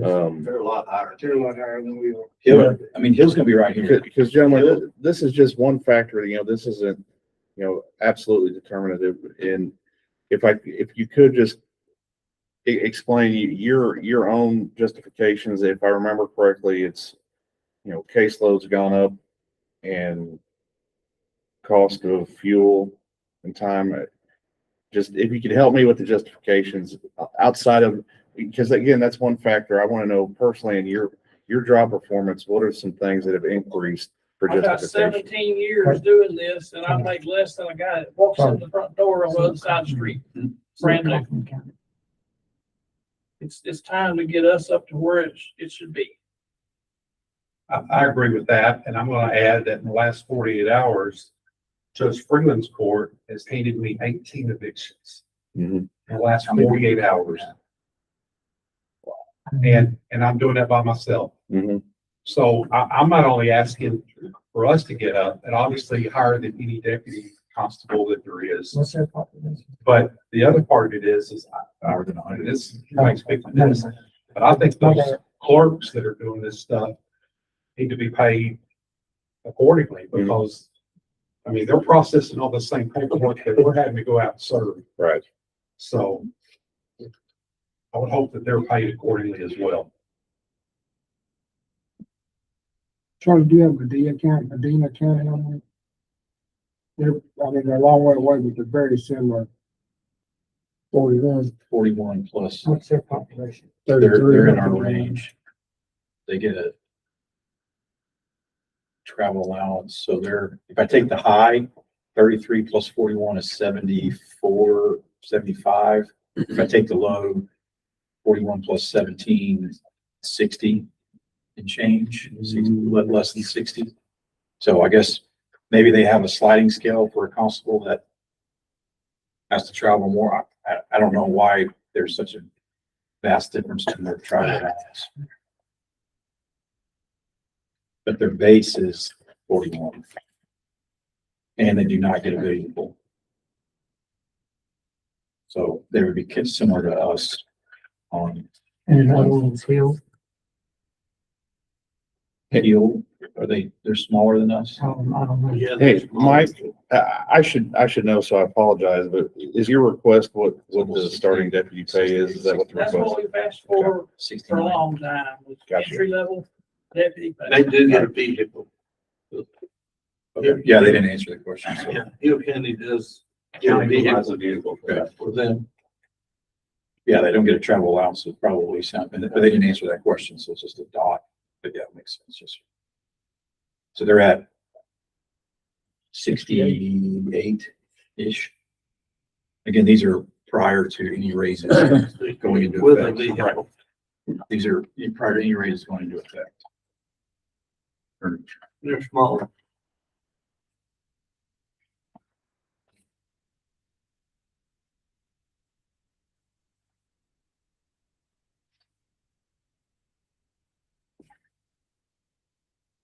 I don't know if still do law enforcement, but do they just do civil? Civil. Okay. Which one? Hill. Yeah. Talk to them. Half the time.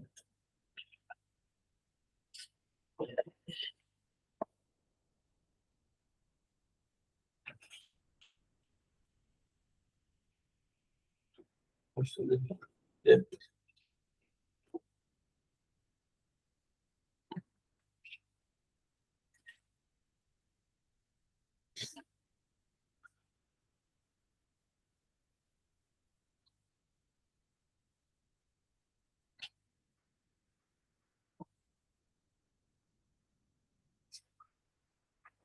Our base is 44, like theirs is 60 something, correct? Like Hill's I think yes, sir.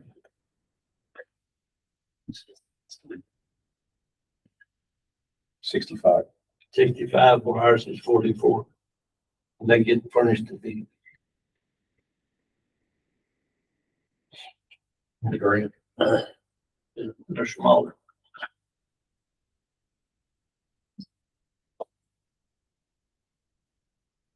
And they don't get near the paperwork we do. And I think they were being the same already. Ooh, I didn't track them, sir. I didn't track. I don't. I'm sorry, I don't know where Hill County is. Next door. Okay. Yeah. I don't know. if it's- Oh, Hillsborough. I don't know if it's 75. Oh, Hillsborough, Texas. Maybe. It's probably within Yeah, 75 miles. I know. Hill's from you. No, from DFW. 90. I mean, I think they're the same distance. They're straight down 35. Right. Yeah. Just up Yeah, they're 90. That'd be closer than we are. Down to 35. They're further. I would think they're further. I feel like it takes me longer to get to Hillsborough than it does to Corsicana. But I haven't mapped it out. Well, maybe 70. It's 90. I didn't chart them because they're not in our comparison, so I can go back to look. But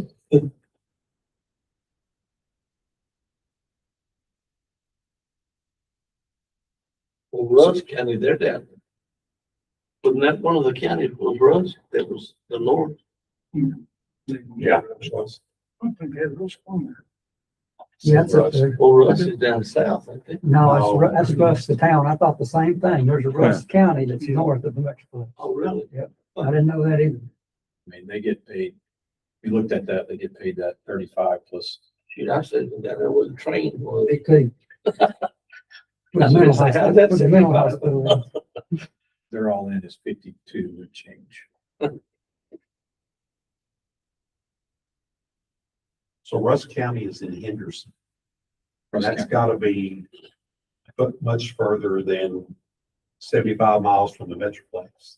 That's probably 150 miles from the Metroplex. Well, I did this county seat to the city, to the nearest city. I mean, He's talking about Henderson Oh. County. Henderson County. Texas. Henderson, Texas, Russ County. over by Jacksonville Yeah, or but I mean, Kilgore. And the counties included, that he included is Russ County, which is right there above the Metroplex. No, Russ No. County is Henderson East. And Henderson County, which is over by Cedar Creek. The Russ city, County is east. Or That's the Henderson. town of Henderson. The town of Henderson. is other the side of county Tyler. seat. I know, Other side of but the town of Rusk is not in Rusk We didn't do County. towns, we didn't do towns, we just did counties. That's what I I'm know, saying. but he's saying the Russ, The city of Henderson is the county seat for Rusk County, which is east of the Texas. Metroplex. Show me one more time on that map where Rusk is. Right there, That's what I was thinking. northeast. It's not over east. That's Rusk, Texas. all No, Russ, Rusk, Texas is down deep, Rusk, deep Texas south, is deep south. southeast, Piney Woods. So that's Henderson, Texas. south. No, Henderson is, There's Henderson right It's there. Henderson County. It's in Cherokee County. no, not, Moving on. Henderson's in There's Cherokee. Rush County, it's south of Longview. Moving on. All right, Moving on, geography. Get that out there. y'all ready to make a decision on this? Before y'all make a decision, do you mind if I speak? And I'm not trying to hurt anybody's feelings by any means, but I feel like I maybe have a little say. Sure. These guys do their due diligence every day, certain civil papers and things. But when you compare them with the first day deputy that doesn't have the option to pass off criminal acts to the sheriff's office, as have happened in the past, Mm-hmm. I just can't see how that's equivalent. And as Constable Davis said, kicking the door in, there's no one going to kick a door in by themselves. I can promise that phone call will be made to the sheriff's office. And so, and we're willing to help with anything at any time. I just want to make sure there's a difference in elected and positions that are hired. in my well, opinion. I'm gonna disagree with you, Clint, because we kicked in the door just the other day and I didn't have no sheriff's officer there, but I had the deputy constable. He was there to back me up, but that is the managing part of it. I had to get their permission. They wanted to take possession of the house, so we knocked the door down. And I didn't have no sheriff's office And there. as far as the danger How often is aspect that of occurring? Huh? How often is that? Well, I broke out 2 windows to get into them, so I mean, and a lot of times you never know on the deal, but I mean, We're not trying to. get yeah, I ain't somebody- either, but I'm just saying that did happen about 2 weeks ago over here, at Northwood Apartments. Like I said, I'm But, not trying I to mean, step on you know- anybody's feet. It's just, it's fact. Yeah. But if y'all had something, and this man right here knows, if y'all needed me, I'll be there. I guarantee you, same way with all, everybody. Yeah. I'm just saying, you know, I mean, I've got 37 years of, I've been in this county, working for this county for 37 years. Elmer's been here, what, 38, correct? And I've got 45. He's the only man in this whole county. Is Sherry still here? Well, she's 1, he's 2, and I'm 3. She'll like 2 weeks being 40. When she retired. When she leaves, he'll be number 1 then. Oh, man. Johnny, let me ask you, after we've talked about these counties and kicking people out, that TAC average salary of $70,554, is that still pretty, is that pretty solid? Or Well, I pretty haven't close? redone it based on pulling in this county or that. That's the counties that we've been talking about, which are the, Those 4, yes, sir. and one of them provided a vehicle. Or One, we kicked no, out 3 all- provided. 3 provided a vehicle, 3 of them. 1 didn't, and 1 does law enforcement, So we determined there's at least one outlier. which is the highest paid. Yeah. Right. And they're not, I mean, they're not asking for that number. I just, Yeah. they're the outlier because they perform. Hood, right, sheriff? So we just, Right. yes, hood. Yeah. So you can see they're gonna be the outlier for obvious reasons. The current proposals, you know, $19,000 less than an officer or a constable in hood.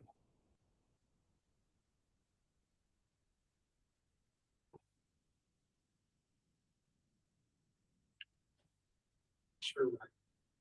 Yes, sir. Yeah, I mean, data's only as good as what they Right. reported and how TAC consolidated and not fat fingered something or not. I mean, there's a lot of what ifs.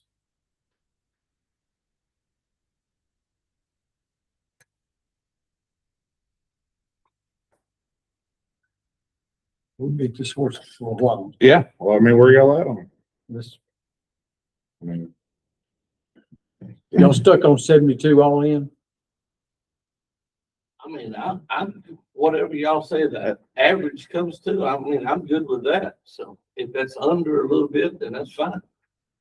I mean, you know, you gotta have a number to start with somewhere. Yeah. So, you know, I mean, for what we've been, every year when we fulfilled it, you know, the citizens is always for us, but Mike's always against us. Sorry, Mike, but that's, I'm not against you. well, you've always voted against us. I've always voted to put it back in front of the commissioners. It's their decision. They're the money folks. Yeah.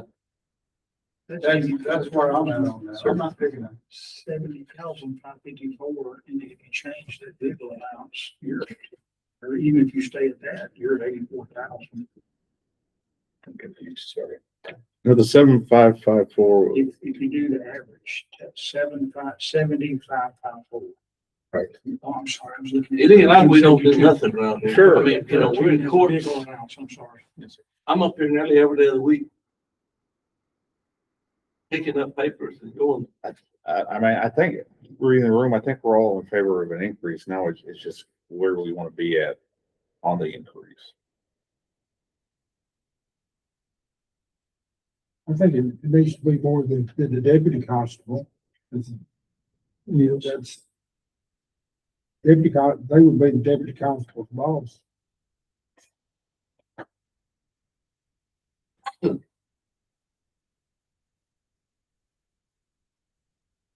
Well, Adam's a deputy constable. And so he kind of does his own thing out there with trash. he works with us a lot. Yeah. But I mean, you know, I was dead serious the other day when I said he wakes up sharpening his knife and cleaning his gun. he runs traffic. I mean, he enforces it. You talk about enforcement. Yeah, that's I mean, you know, He's enforces, he I guess follows up on those citations. The one question that's come up a couple of times since we have the constables here is, should he not be underneath one of the constables' budget, or should he be in his own budget? I mean, I know in essence, he's somewhat under. Well, I Because Mikey's I think the taking, only reason Mikey carries his I think the paper. only reason he's a deputy constable is because somebody had to carry his commission, so we could get him to do, he could do the things we wanted him to do. Just planning his own. That's my understanding. He doesn't do the same work as the constables do, and the Of course, yeah. constables don't do the same work that he does. Right. Cause he does a lot of It's just the fact that he's on his own Enforcement. budget, and that's a little bit of an outlier. I don't know why that was set trash, up. septic. Nobody You would go to- carry his commission, Right. and Mike agreed to. Right. Right, is that correct, Mike? You agreed to carry his paper. Bobby did. Right, he did first. He shouldn't have a deputy constable budget. It ought to be under the constable that carries his commission. If you equate that, I got 29 deputies over there. Mhm. And you would be asking each one of them to prepare a budget for themselves to present to the commissioner's court, if you ask my opinion. And it would be the same thing as I believe in the county clerk's office and district clerk. They have a chief deputy. They could present their own budget as well. No, y'all wanted us to budget so far his additional request for the second deputy constable, just for the record. So I don't know that second person, if he's gonna cover under precinct one's. See commission under him. Yeah, sorry, I'm gonna use the wrong words, but are we gonna? I would do that. I agree. It would look weird that Yeah, they're making more than the office holder. In essence, if you put that underneath the budget, then you'd want them to make the constable making more than the deputy constable. Well, we're fixing to lose Adam and we don't know who's going. Right, but I mean, we're fixing to lose Adam, so we gotta figure out his two request pay there. It's not fair to average it out because there are not many counties that have deputy constables. They just use the average for the constables there, so it's somewhat misleading. But we go back to the fact that we gotta figure out the constable salary, then we can move to the deputy constable salary. Okay. my personal opinion, listen to everybody talk, and our personal opinion, 70,554 for constables and 65,040 for the deputy. That'll put things right there. And we'll see how much money we have left, and because right now we're still filling in the blanks.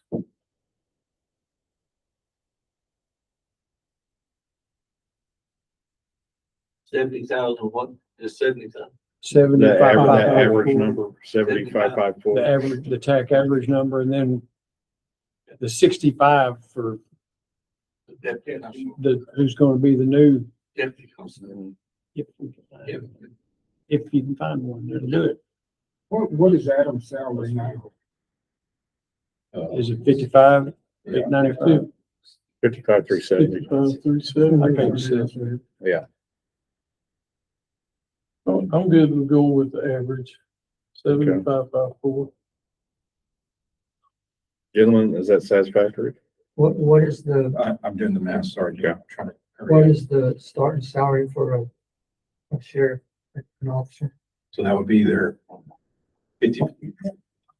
We kept the vehicle, I just kept the vehicle allowance at 15. I could have adjusted it, but the delta that brings them down, I just put in their salary. I can either put it in, I don't know whether they'll want it in the vehicle allowance or. Well, it doesn't matter, it really, it's gonna spend either way, but, Yeah. so you're, what's the, I don't have my glasses, That's fine, sir. What's what's this the one? bottom line, salary and vehicle? That's at 75,540. Really, we think about putting it in the vehicle allowance, it may help on payroll taxes. We pay it and it generates retirement, just like the salary. I think it's, like you say, it's apples to apples. I just, wherever we put it, I don't really care, but I just for simplicity purposes. When's the last time y'all got a salary increase? 3,000 across the board last year. Last year. Was there a time period where it was stagnant at all? This is a $10,000 increase, 23% increase. Year over year for the salary. And then obviously, you know, that just didn't work out really good. 23% there, and then they also got an 11% increase on their travel allowance. Do y'all think at that salary, this is looking towards the future, like I was telling Mr. Tackett about the district clerk's office, that my other interest is whenever y'all decide not to run again or, for accountability purposes, do you think that's adequate to encourage other people to run for your position in the future? Because that's another thing I'm thinking about. I'm gonna go back to the vehicle situation because a lot of these agencies are providing vehicles. And we're kind of, because if I don't run it again and the next person that wins the election goes, well, I don't plan on providing a vehicle like the county Yeah. did that. Are you gonna deduct their, you see what I'm saying? Yeah. Because you're gonna end up upside down if you do that. Well, we're gonna have to do that because, again, it's another reason why we need to address, the vehicle situation in this coming year to nail that down, because the travel allowance leaves too many variables, especially with liability. I hope we're covered, but that's the first question that we need answered is the liability piece. And then I think ideally, as we grow, we want y'all to have vehicles provided by the county when you're providing county services. I mean, I think that's where we need to They're move. making us have a gun provided by them now. So, that will be a part of our discussion. I mean, obviously, we're happy with anything you guys like. I'm gonna be wrong.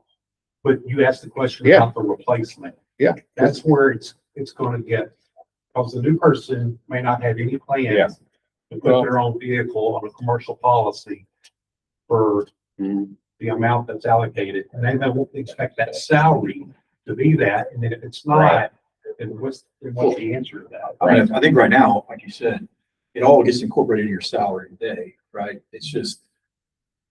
But there would be the expectation that you use your personal vehicle. Or you just adjust the salary to the full amount. I mean, Yeah, good Buy a point. county Yeah. vehicle, Then that would be the adjustment then if it 15,000 change would have to happened go up today. here. I mean, some people want to have a county, I mean, And then we don't be on the hook to supply the vehicle. I don't know And why you.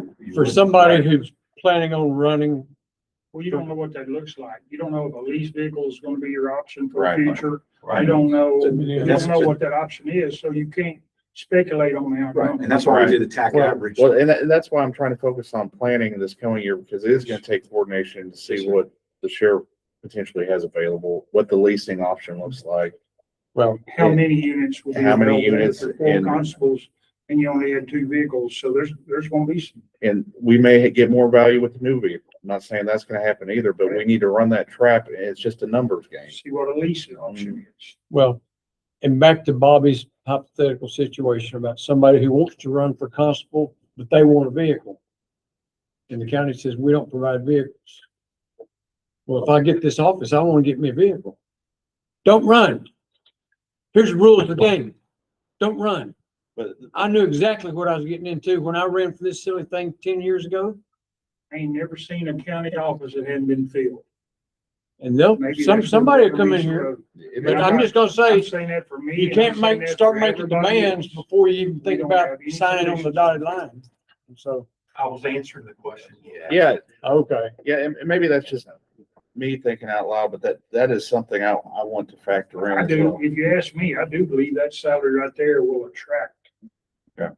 Personnel Because I wouldn't be surprised if some of them didn't come from right across the street. They can make a lot of. because I mean, that's That- what I y'all want. might have To to me, get that some factors in signs. getting quality elected officials. I'm not saying anyone's not quality, but as far as where we're going growth wise, we need to up our game, I think. I agree. And, so making that a viable option for a good candidate is a good deal. And it also, vice versa, you want to keep your office, there's accountability built into that. With that salary, you're gonna have more eyes on you. Just the way it goes, the way it should be. We can either get out in front of the growth or be swallowed up by it, one of the two. You have a lot of retired peace officers out of Dallas and the Metroplex that are coming down here around that lake. And you never know what they might want to do for their future. They may desire not to look, if they don't like retirement. Yeah, they don't want to drive a patrol car, but they don't want to That's quit. it. I don't want to go Dan out Williams was one of them. like the man that's in here.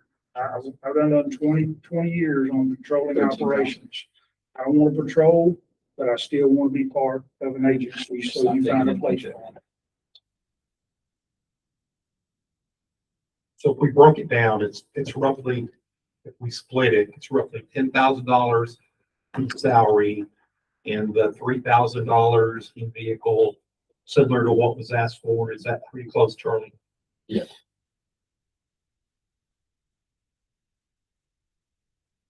Okay.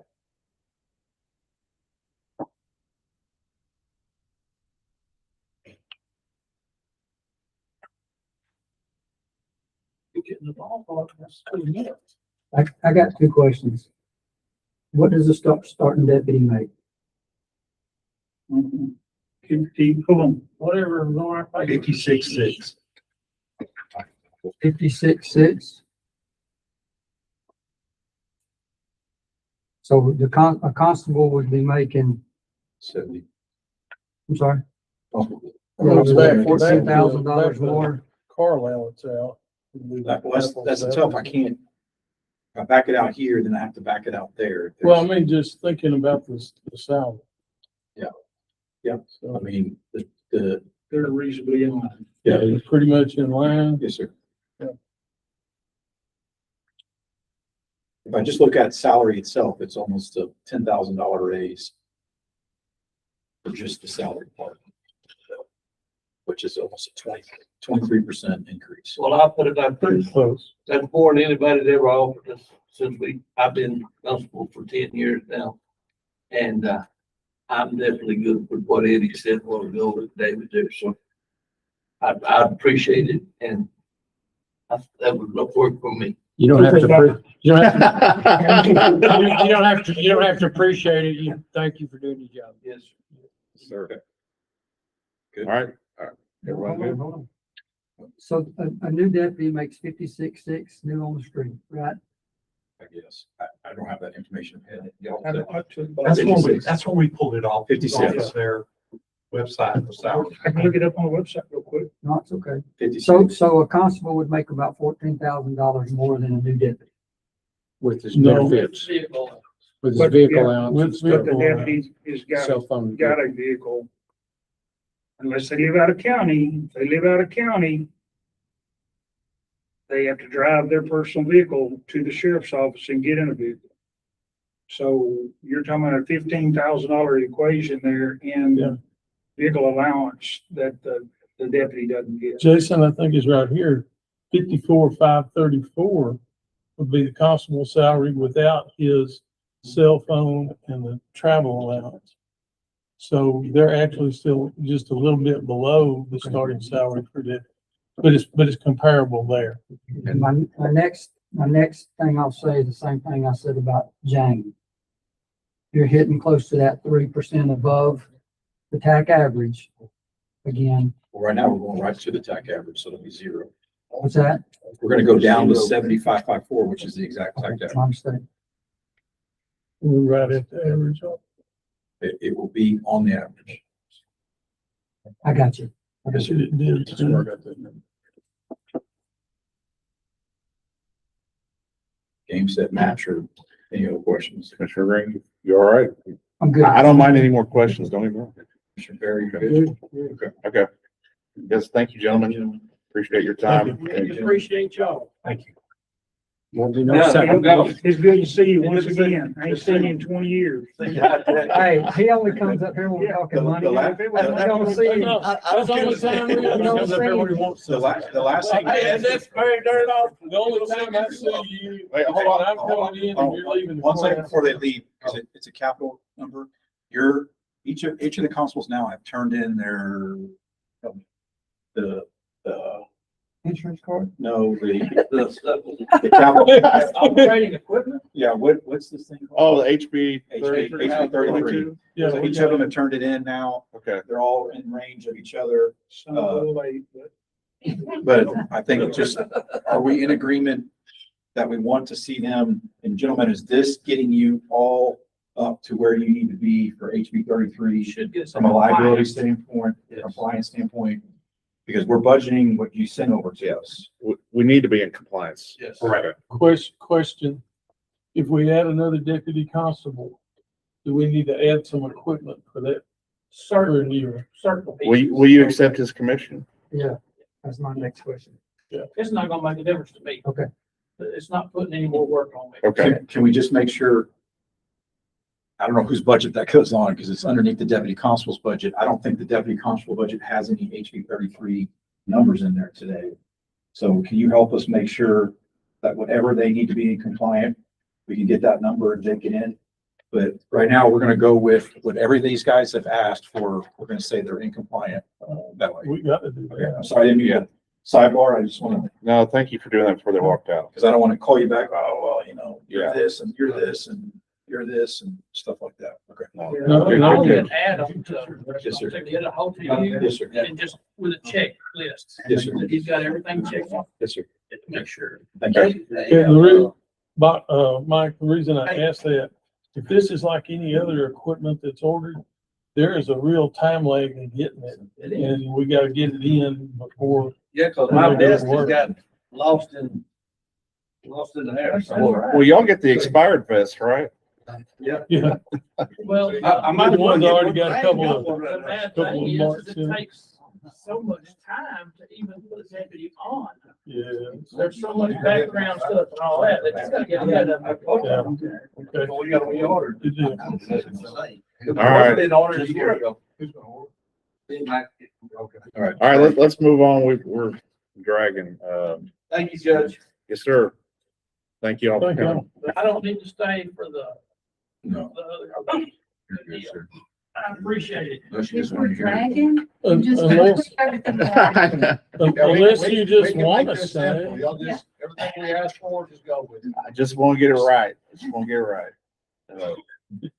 All right, so did y'all hear enough of the spiel before with the constables of kind of what we're looking at on these factors? You know, we've got the the salary averages is one piece, and then of course your input onto your personal justifications for your offices and kind of going through those pieces. And again, the main focus of this budget round is to get everyone's salaries, take care of our people, and get in range and reset where necessary. So with other offices, you're going to see increases. We're not going to do uniform increases, but that's for a reason. It's not just because. So that's where we're at. And so looking. Can I say something? Yeah, absolutely. Just asking the question. Yeah. No. Ask us. Yeah. Y'all speak freely. Comparing our salary Mhm. to, I know Ellis County is a large county. They have a lot of stuff on it. Henderson County is a low, they don't have as many, they're not as many. What we're asking for falls right in between. Yeah, and if there's reasons why the counties we pulled information from don't really align with the functions you're actually serving, that's important to know, because it's, again, this isn't exactly the gospel, but we're trying to at least get a ballpark on where we're looking at. Sure. So, and if you didn't hear before, we've been pulling from Henderson, Hood, Van Zant, and Wise. And Yes.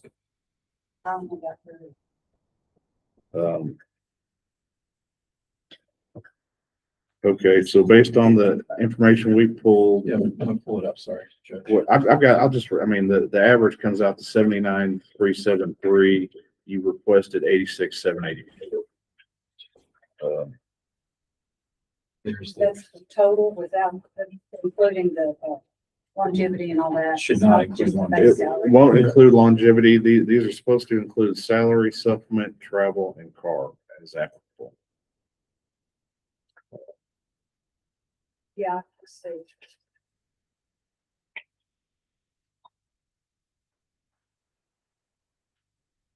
So there's 86,784. 86,784, just so our math checks out. Mhm. And travels, our cars included, right? Travel is included in compensation. Right. So they've asked for an increase in cell phone, an increase in travel, an increase in base salary. So 10% increase in base. 76. What we talked about with cell phone earlier, I don't know y'all if y'all are here. We want to keep that uniform. After we get past this budget cycle, I think we're going to try to address the cell phone allowance and where we want to be as far as the options of, like I've got a county cell phone separate.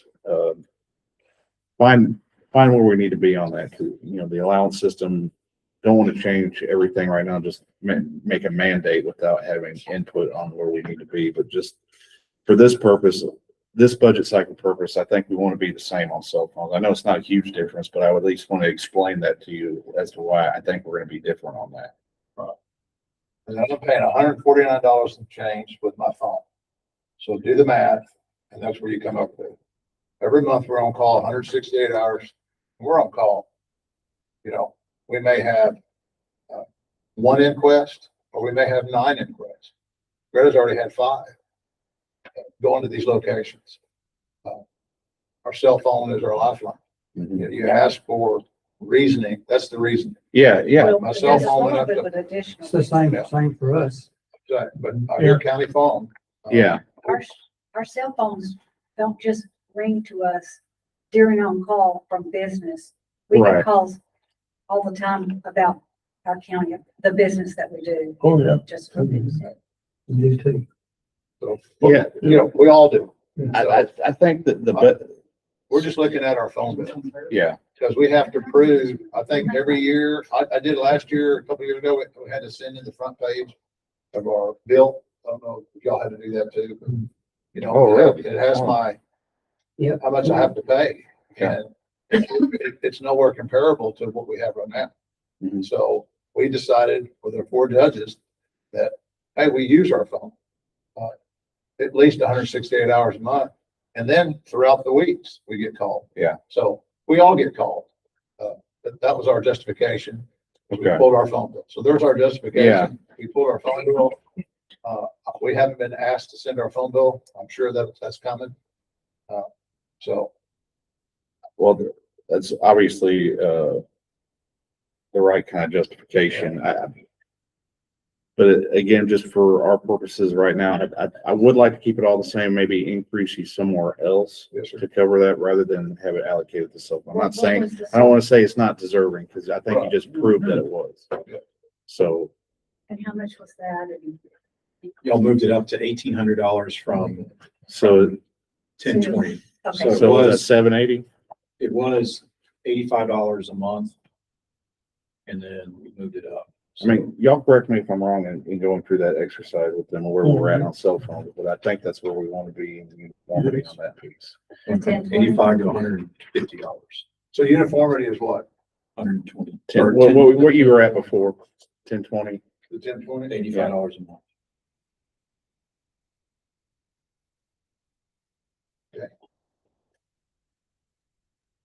So what was that difference, Charlie? $700. So it takes their total comp down to 86,000. Okay. So if we go back into the schedule, just in essence, $700 came off the top. So we're at 86,000. And the TAC average is 79,300. 79,400. And I hate to start there already dinging you. I just knew that was something we could take care of quickly. So I'm sorry.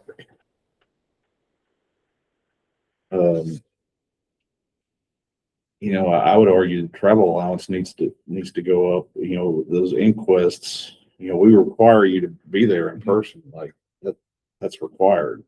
Well, another thing that we look at is I've had 2 incidents in my vehicle. I hit a pothole, which sustained damage. Whose road? Morse tires. Yeah. Refused to fix it, so I had to go elsewhere. Which precinct? That's a joke. Well, you would be in. He's not even listening to me. No. So anyway, but I had sustained damage. And you know, the ball joint. Yeah. So I had to get it fixed. Hit a pothole from hell, going to an inquest. The other incident I had, I went to a gate and, the lady shut her gate with a remote and it scraped my whole side of my truck going to an inquest. That was $1,500. The insurance only gave me, $500 something. Did you have to file on the county insurance or on your insurance? I filed on my insurance Okay. because if it's okay, I talked with David. I didn't know I had to bring it to Commissioner's Court. And, we came up with, hey, go through their insurance, not my insurance, their homeowner's insurance. So they only paid $500 something. So I'm still out the rest. Just going out doing my job. Right. So, and, you know, so that's where we're at. And I didn't know, because of that, you know, I went to, Chuck's Bank Body, wrote a $1,500 check.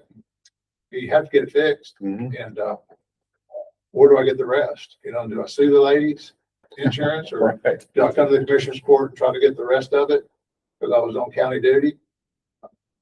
So we all sustain, you know, just, I don't know if y'all drive county vehicles or your own vehicle, you know, but, you know, we all sustain, you know, somewhat, we hit something, you know, nothing bad. Like I almost got hit with another gate the other day, going through an inquest. It's like, holy crap. Leave the gates alone. Anyway. Well, I mean, just like with the constables, you know, addressing county vehicles with y'all too, I think would be worthwhile so you're not having to use personal vehicles. It just depends on what that looks like. Again, that's just to prep you for the future. Is at least have the discussion and understand where we can be at on that. I say buy 4 Fiats, matching colors. You'll shoot somebody. Yeah. Because I want to see Daryl come up. Well, we could get a nice vehicle wraps for those too. Yeah. Okay.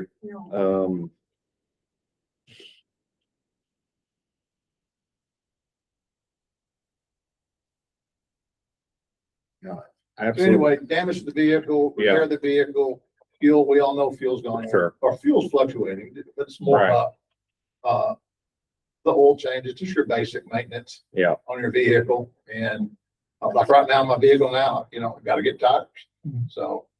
So just to agree with JP saying, so the closest one that we would be next to would be right under hood. all in. Hood does not supply a vehicle to the Justice of the Peace, and they're at 89 for the, if I looked at, instead of the range and just Sure. took the high end, right now, Hood is out of the ones that we're Probably our looking at. best comparable. Right, Hood, the next one, Henderson, there's a high and a low. I guess they pay their JPs differently. Yeah, do y'all want to be paid different? No, So, Yes. there's one that's so if I take the high, it's 75. And in Henderson County, I think those are the ones that were, what was it, Rusk? Right? Rusk is pretty low. Rusk is at Yeah. 52. Van Zant's at 61 plus 24, so they're at About 64. 64. Yeah, Wise didn't report. So that kind of gives you some Yeah. comparisons, you know, the big ones, I guess, are Henderson and Hood, that we would be lining ourselves with. We would be above Henderson, but below Hood. I'm sorry, I don't know anything about those counties other than their names on the board. Yeah, Henderson is Athens, Hood is Cranberry. Where were we at in comparison to Henderson? We're a little bit above their top end range. So we're at they're at 76. Well, yeah, we're 10 grand over them. And I don't know if I know at one point there was a question of their precincts, the JPs are inside their precincts instead of. They cover their own precinct. That's all it is. And their population is over 30,000, about 30,000. So I don't know how that runs differently. Mhm. I don't know if that means I they're don't know either. in court all week or all month or do they? it's monthly. I mean, they do their own, all the time. Certain things especially. Yes, They ma'am. may rotate the jail, Yes, ma'am. but any inquest they do their county, I mean, their precinct all the time. Whereas y'all are just on call schedule. everybody. If it comes up during your shift, it's yours. Do y'all know if Hood is the same way or? Okay. Cause they're the highest, so I don't know. But we could look to see whether their JPs are, we probably look at their addresses and if they're different then we know that they're in the precincts. Right, or can y'all just look real quickly about Hood and see if the JPs have different addresses? See if they're in the precincts or. Those are two that we're kind of in the comparison with. So Henderson's in the precinct and they'll tell us what it is.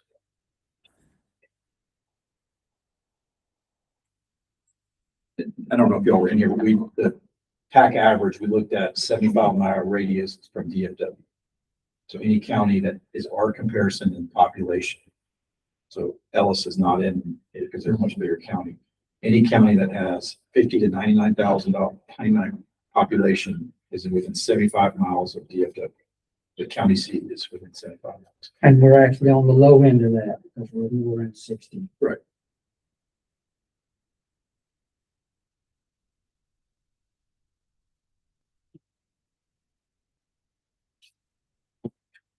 I said Hood County has different addresses. So that would assume that they're in the precincts, right? Yeah.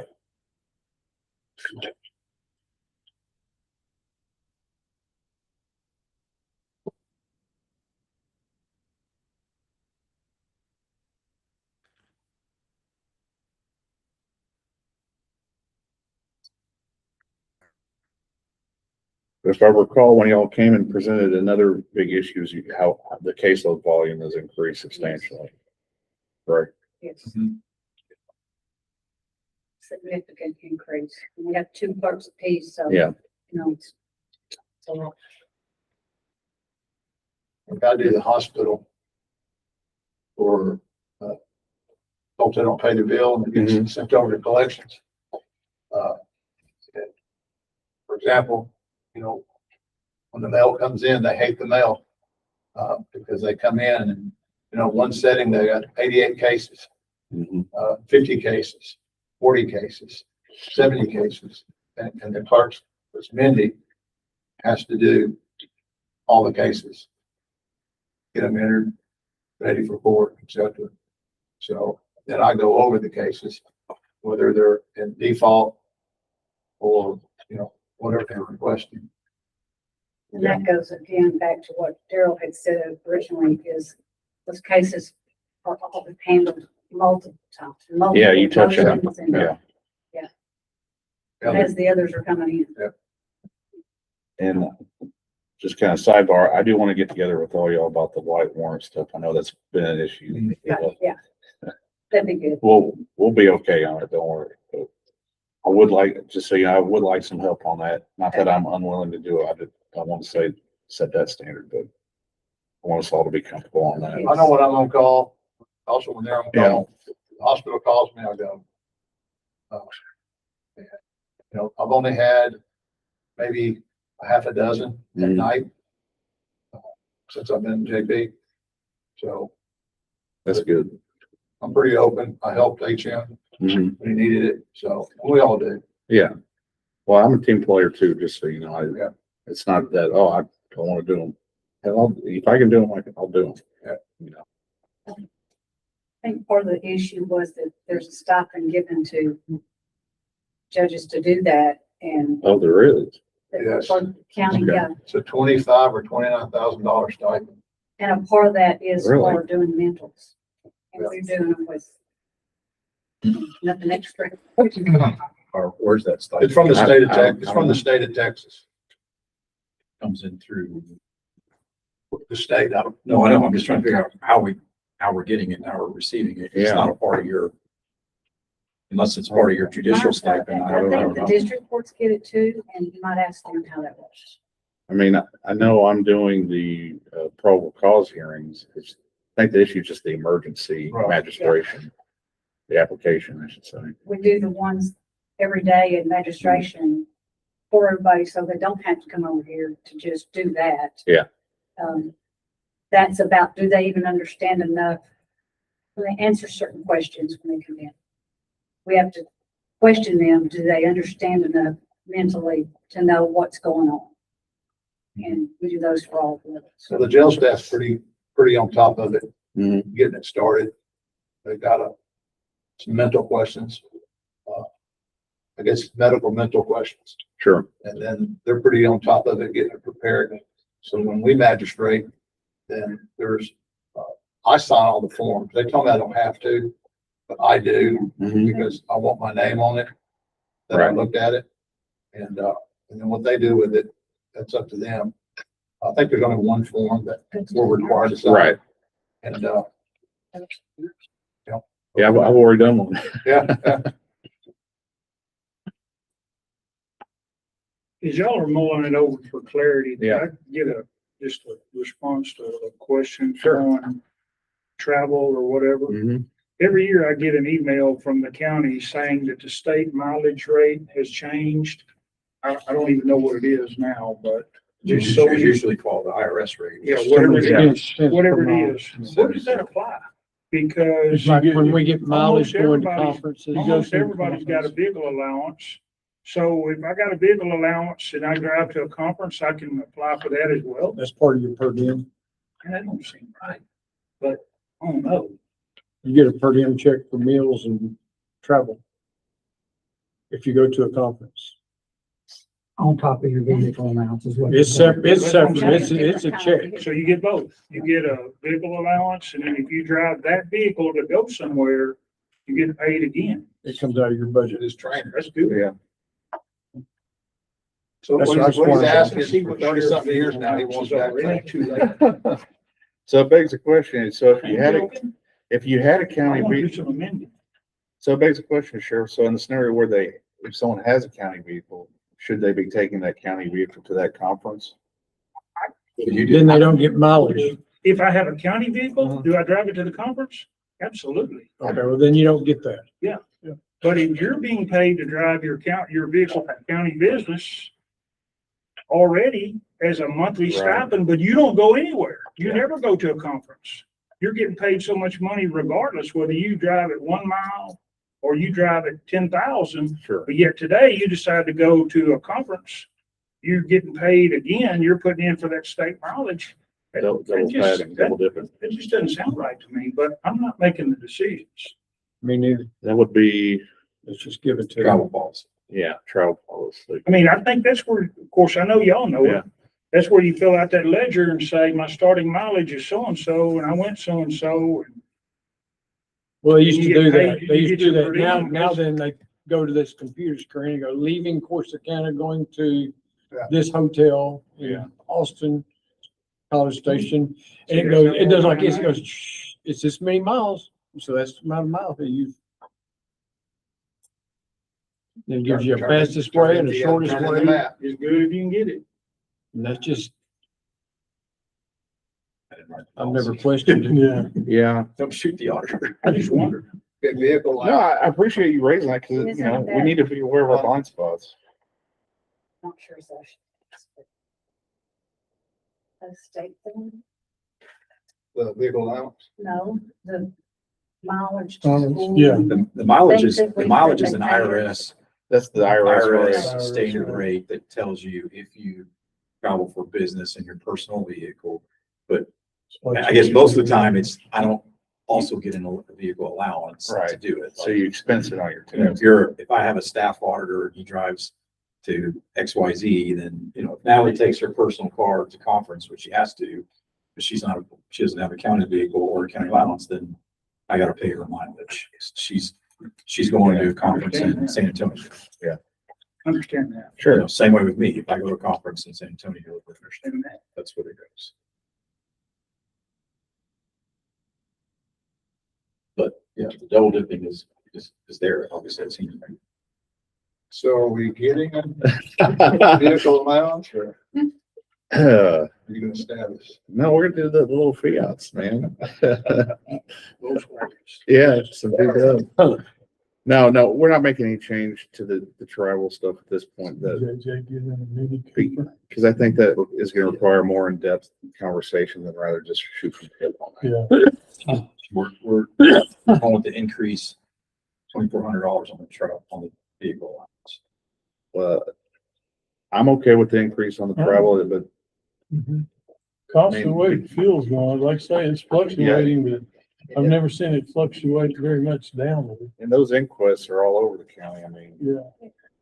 Swear they're the farthest end almost every Yeah. time I have to go. I say no to the travel allowance for anybody, increase. Why? I just do. I mean, you're asking us why. I mean, we can ask you why. Why am I against it? Yeah. Well, because I'm trying to save money. Yeah. And I want to do what we can do for our employees by giving them raises and absorbing their 14% increase in insurance. But I also have a responsibility to the taxpayer to be conservative, as we all do. When I'll go we get it. Yeah. So that's my answer to that. Sorry, I'm gonna go get my power. sure. The same things that y'all are mentioning that's gone up for y'all, is gone up for us as well. And everybody else that works for the Do the county. commissioners get travel allowance? We do. How much is y'all? I don't know. But to give me a little bit up. I'm not for sure. That's an honest question. I believe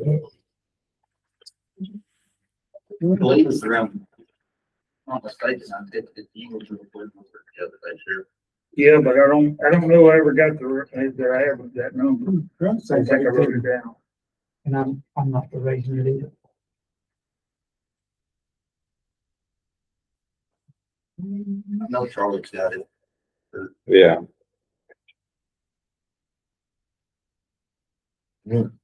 I know I have been known to put 3 tanks of gas in my truck a week. Y'all No, travel, y'all no, I said travel. I'm not for the. Yeah, why don't you go to Midway and then get a phone call from Dawson? Yeah. And then come back to Corsicana. Yeah. And then go to Angus. And if you have enough time, go home. I mean, I understand what you're saying. I live in mine. Yeah. I know what you're saying. The heck, I guess But every but question, we've John, also, we're looking at some significant raises in pay for a lot of people. And can't do it all at one time. We can't address everything. That's true. My question for you, John, how much do you just use your vehicle for, your job as justice of the peace just for inquests or what else are you in your vehicle for? Back and forth to work, go out to do inquests, go to the hospital, visit schools. Because, schools are wanting to start the truant program. And so I make it a habit to visit the schools. The what program? Truancy. And, Who's doing it? Miss Griggs, I get something else. yeah, we decided to do the truant, like keep it within our own precinct. Oh, yeah. So, Miss Griggs does, I think she's Corsicana. So all thing I'll have is, Lemon Grove and Corsicana. And then, So not one person's doing it anymore. correct. Y'all are doing Yeah, it 'cause it for used to be whatever just school. Connie. Yeah, yeah. Yeah. Y'all are So, doing it for yeah. whatever schools in your precinct. So I just made it a habit to spend a half a day to drive to school. Because I feel like if the kids and teachers and staff see the judge, that's some kind of, benefit, for the school system.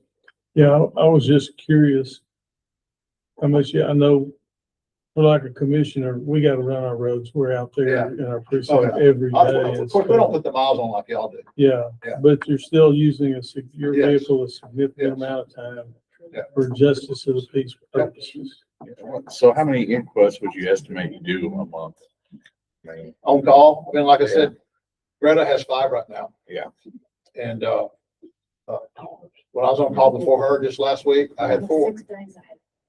Another time I was on call, I didn't have an inquest all week long. You kind of go, and then that Thursday, because I go off call on a Friday, I had all my inquests, I had 5 of them. One day. On one day, Thursday. Remember those 3 kids that died on 709? I went and did that. I thought it was 1. Grouser told me, no, we got 3 people dead here. So I had to go there. Then I had to go to the hospital. Then I had to go to the funeral home because the funeral home didn't want to let the family see the child. And it's a new law now that if the family wants to see the child, no matter what state they're in, they have to let them see it. So, or see, I say it, I apologize, see them. Sure. And,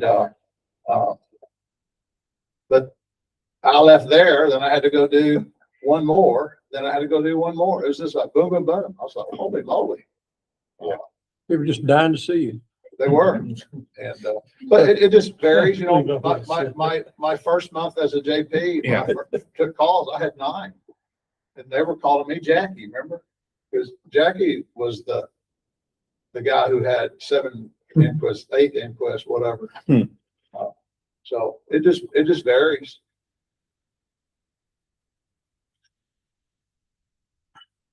And then you got those that die at the hospital. The only thing I do at the hospital, I always ask, is law enforcement, if they're at the hospital, law enforcement will not come unless the hospital calls and says, hey, we think something's fishy. And then they call us because they have to make death notification. And then I always ask, is the family doctor going to do the inquest or going to do the death certificate? And they give me a yay or nay. And then sometimes I have to go, sometimes I don't. It's pretty much that they don't know anymore. Yeah, well, the hospital won't do them because their contract, didn't know if you knew that, Judge, the hospital ER doctors are contracted. And so they will not do death certificates. They're certified to do it, but they will not do death certificates. So we have to come out there and do them if the primary care physician will not do it. I've not had one hardly ever do that. Yeah. When they're at the ER, that position. I always ask that question. And I've been lucky. They said, oh no, doctor said he'll do it. I said, okay. Not the ER doctor, but the primary care. Okay. Yeah. Like I just had one the other day. He's a citizen now. He's from Cuba. And, went to the apartment here. He's here in our county, putting up solar panels. People that were living in his apartment are all doing solar for the company. And he went out and had a heat stroke, came home not feeling well and ended up dying. So, you have to send that guy off. I did for an autopsy because he just fell over. Right. Yeah, they didn't know what the heck was going on. Yeah. But it ended up being an accident, heat stroke. Yeah. So.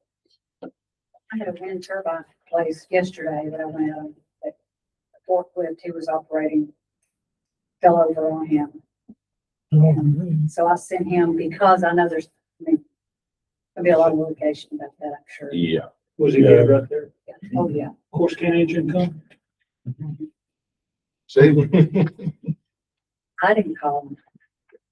You didn't?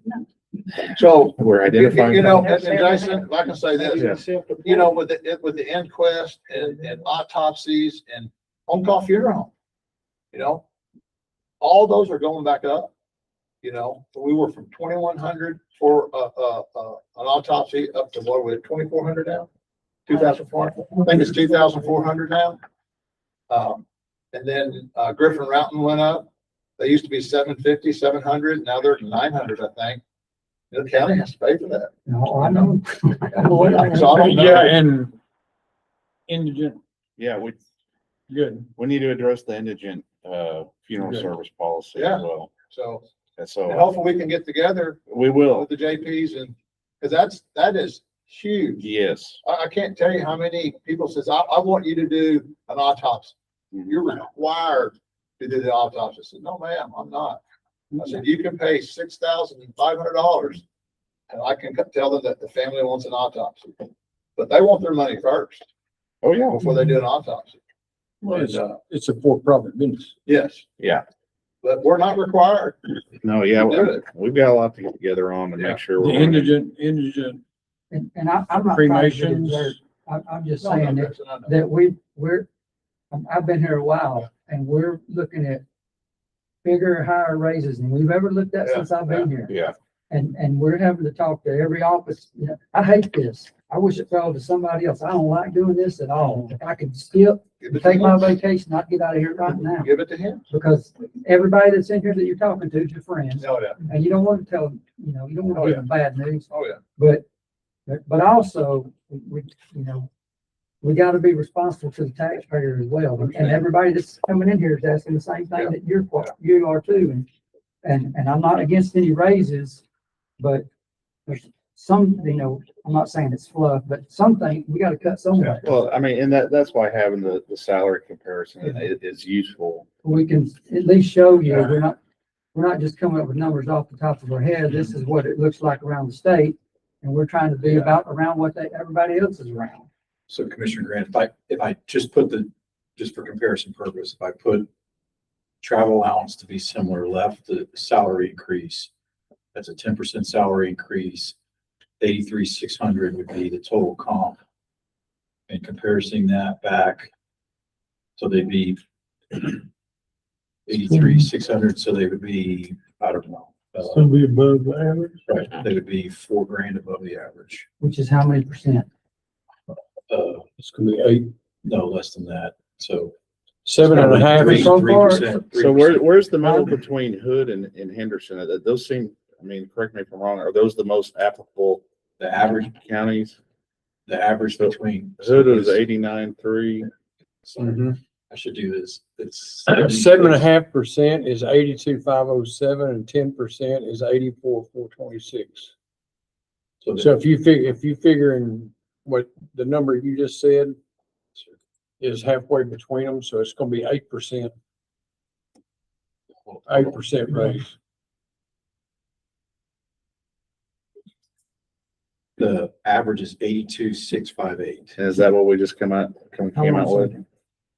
If we give, if we, 83,6. That's That's 7.5%. So that's the number you're looking at right now, 82,658. right. In essence, it would be that, there's your percent Yeah. increase, It's 9, what is it? 8.9%. So it's 9% Overall above increase. the average of a higher no. populated county. It's above what they make now. The average right now is, what do we say? The average is 79,373. 79,373. Mm-hmm. So the difference between these two, $4,000. Which is So travel went back down to the regular. It's a 5% increase over. Oh, it is? For travel? So that's a five, Overall for. That's a No, I'm five. saying, but the travel went back down to the same ones, 1,700. Yeah, I'm just saying, if we kept the travel flat, we gave them, in essence, a 10% Salary basis, adjustment. right? We put the cell phone back to where it was, the travel back to where it was. The total would be 83,604. The average is 79,373, which is representing a 5% increase over the average. So what he's saying, John, is we're on the low end of the counties we're comparing ourselves to in population. But that would be a 5%, y'all would be getting paid 5% higher than the JPs in those counties that have more population. So far, it's things stuck like we've gone through so far. The highest that we've gone above those 5 counties is 3%. So y'all would even be 2% higher than the 3% that we've given. That's as high as we've gone so far is 3%. Yeah. And the two counties that we compared ourselves to is Henderson and Hood, which you asked me to do the average. Right. Both those are, the matters are increasing JPs. So we're including travel pay and everything, even though Henderson County Doesn't have travel. doesn't have travel. So that would be the significance of them being in district. So the overall is gonna be 83,604. That's what's, Correct? that's what's on the board right now. Yeah. You're going from 76,751 to 83,604. Say it again, 76 what? 76,751. It's right here.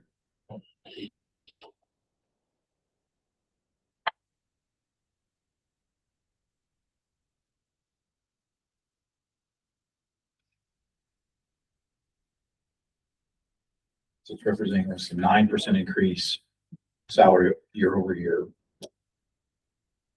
And then they're 5% over the average. And you're right in the middle of the two. The That's blended like, average of the two, Anderson and Hood. What is that, 68? Yeah, And 68. so how does the office being in precinct affect that? I mean, is Travel mainly. Do they? no, do they- affect the comparison? I'm trying to understand. Just, the overall paperwork has increased. You know, with the Damon Allen Act, Sandra Bland Act, you know, overall, it's a big deal in the state of Texas. You know, it's a big deal for the sheriff's department. Mhm. You know, you talk about it just trickles down before it trickles up. What I mean by that is trickling down, they go to jail. And then the sheriff's department does their paperwork on both of them, also on the Sandra Bland Act and on the Damon Allen Act. And then it comes over to us. And now we have to deal with the Damon Allen Act and the Sandra Bland Act. And then my girls, as far as the increase, they have to enter the arrest information, Class B and above, into the system. And it's a big ordeal. What is it, 48 hours to enter it? You got 48 hours into the data under a state legislative mandate to put it in the system, because the Damon Allen Act, it happened when that judge in Smith County released that guy on a low bond because he didn't have access to any of the criminal history, et cetera. So he set a bond and the guy ends up coming out and shoots Damon Allen. So now with all that, we look through the folders and again, the jail, thank you, jail staff, goes through there and they put high, medium, low risk, you know, so that helps us determine what we're gonna set the bond at. I guess it's $1 billion bond or Yeah. $1,000 bond. Well, yeah, whether it's a $4,000 bond or $1 million bond. I And, mean, one good like the you lady know, down in I may Belgrade, take, it's for $2 example, billion. for me, I may take it a step further than anybody else, but if you look through there, it's got POM, possession of marijuana, POM, just constant, you know? So I go 1,000, 2,000, 3,000, 4,000, 5,000, and then I'll say $10,000 for a Class B because you're a risk. Right. You know, and then when I magistrate them, they go, my gosh. And I said, you've got 10 possession of marijuana in here. So Same thing, justification. yes. So then when we're done with it, guess what? Now it comes up to county court and county clerk's office. And then you guys are gonna deal with it. Yep. So. Judge, can I ask something that you were addressing? Sure. You were talking about the travel in the counties that only do their precinct. Mhm. Is that correct? Yeah. That's what you're asking. Yeah, where they're in their precinct. Yeah, it wouldn't be as much as the care of the whole county during our times. Well, you'd still go to the hospital, you'd still go to inquest, you'd Yeah, still, and they do, but if that's in their, just in their precinct and come down here. I was just trying to understand if the data needed to be weighted slightly differently based on knowing that information. right. I don't know if they hold court more often. Yeah. I don't know that. Which I did work in Hill County for a little while, and that's how their judges work. They're pretty specific. And like one of the judges, his office was a mile from his house. That was the only place he went to. He didn't have to go to the jail, Inquest. arraign anybody. He had to go to inquest, but Okay. in his, but I mean, I worked over there for 3 years, and I think I called him out twice in 3 years, just him. That splits that knowledge in their 4 ways. Mhm. Well, I don't know how many JPs they've got in here. I know they have at least 4. Yeah. So their mileage part wouldn't be, their travel would be. Right. Both would just get one fee out and the opposite, one on call. Y'all can share I it. thought about that. I even said to Daryl, Daryl says, hell no. One question, judges. Yeah. I don't know if it applies to the JP, so apologize if it's out of line, but I know we talked about fees in the courts upstairs and making sure, so I don't know if. Yeah, I'd like to loop them in on that discussion. We talked about bond forfeiture and, it's been discussed that we haven't been doing a good job collecting on those when they've been forfeited and going through the process of, having to order, delivering it to the clerk for getting that bond money. So, And just court cost fees. how yeah, we- and court cost fees. And I've talked to the other judges a little bit, touched on it, just so y'all know, with all this going on, we're gonna have an expectation from all of us in the judicial branch to be very mindful of trying to collect those fees, and doing what we can within the law to ensure we have better collection rates.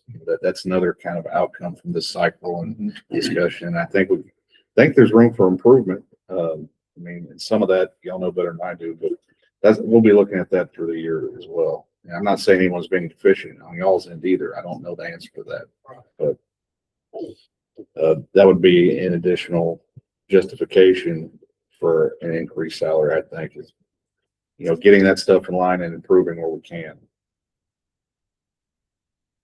I haven't had any bond forfeiture issues Mhm. and walking.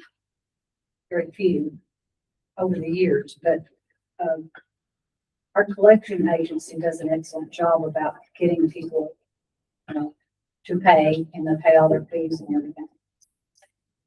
We do use the collection. But when I talked to the judge years ago, I mentioned this earlier for the ones that was here. Our 30, 60, 90, maybe accounts receivables for fines and court costs was $30 million. And I talked to the judge about it. And he said, yeah, people have tried to pay me before, and I just told him, don't worry about it. And I said, No, you know what's happened is I the said- indigency thing. well, I And said, we're required to take that into consideration. well, these are people who's wanting to write the judge the check, and he'd say, don't worry about it. And I was going, you know what, somebody tells me don't worry about it, what do you think about it, Sheriff? Worry about it. Don't worry about it. It's gone. I don't think another word. And they're trying to pay him. I'm going to take the Yeah, money, Exactly. take the money and stick it in that envelope and let Sherry divvy it up over in the clerk's office, But my goodness, we can't just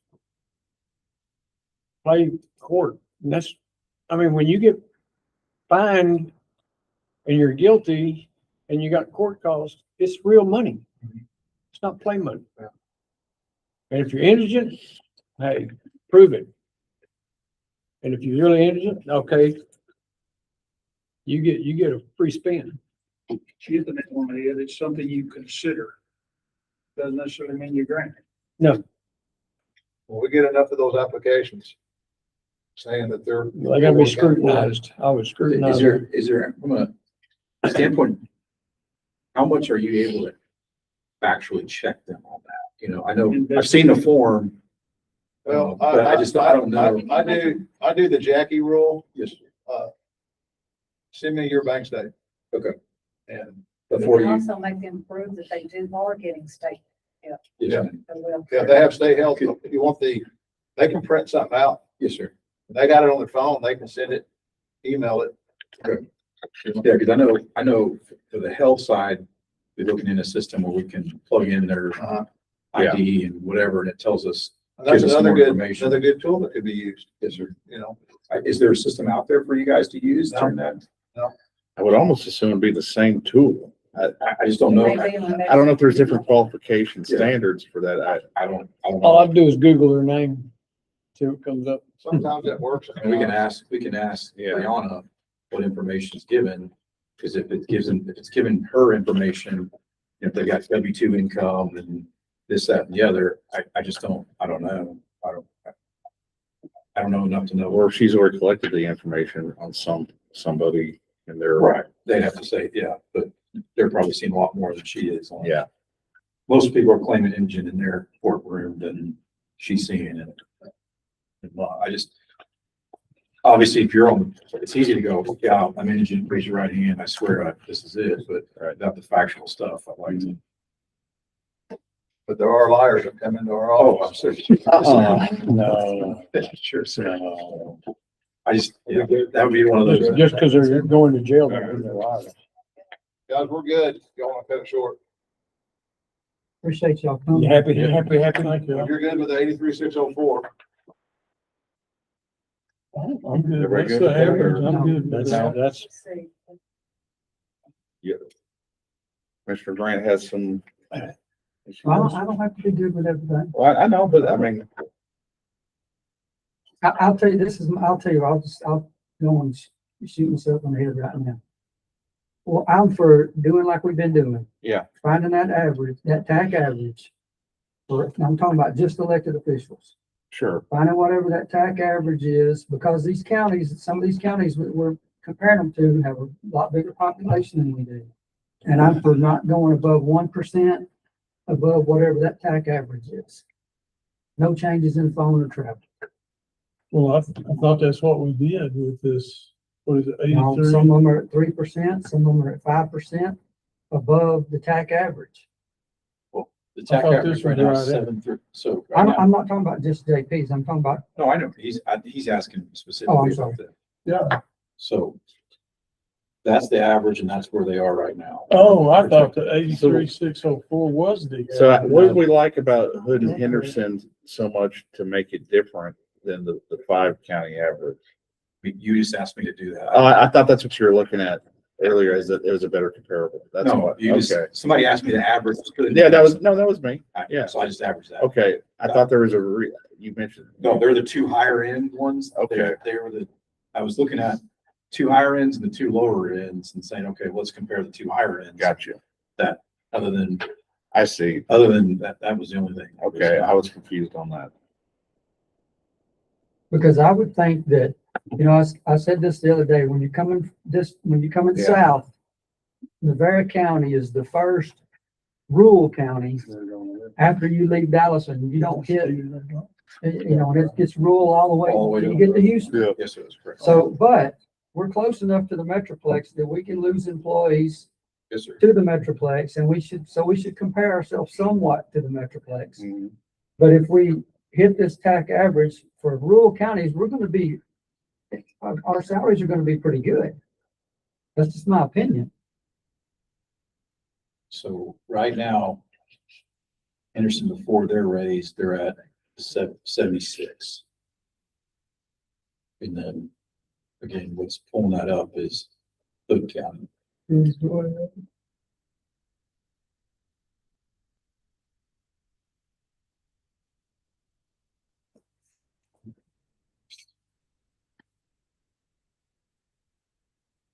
Their averages. Because Averages I 79, think you're gonna have 370. trouble again with people saying, well, how come I just got a 1% increase and they got a 3% Right. increase, or they got a 5% increase, or they got an 8% increase? I know we want to be around that Yeah. average, and there's a range in there, but that range needs to be as minimal. I don't think it's fair for somebody to get a 1% and somebody to get a 5%. Yeah, so really on your report, we have 3 Are you talking about reported. within the county? Yes. So what I'm showing here, Commissioner Grant, is if you were to align it with that overall, that puts them right at the average. It would be a 4% increase on their base, a 3.4% increase overall. That would put them on, dead on the average. I don't know if you want 1% over, I can do that, or. Let's see what it looks like at 1% over. And I don't want to be the only one up there giving my opinion either. No, Somebody else no. weigh in too. I don't want to Yeah. take all the heat. Well, I was thinking that 83 Yeah. was the average. Yeah, For some reason. I don't know, I just wasn't. Maybe because it's late. It was the average. That's my fault. I was confused on the data. 1% would be 8166.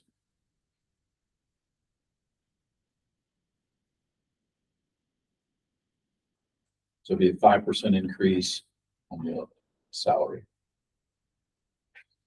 And if I remember right, isn't that kind of what everybody was asking Yeah, for initially? I mean, Yeah. I'm comfortable with that. 5%, That's 5% is where, Yeah. that's in line with what we've been telling folks, and it's over average. Again, that's not the only thing that matters, but it is kind of a goalpost. So it's 80,167 total comp. This is the new number, which represents 1% over.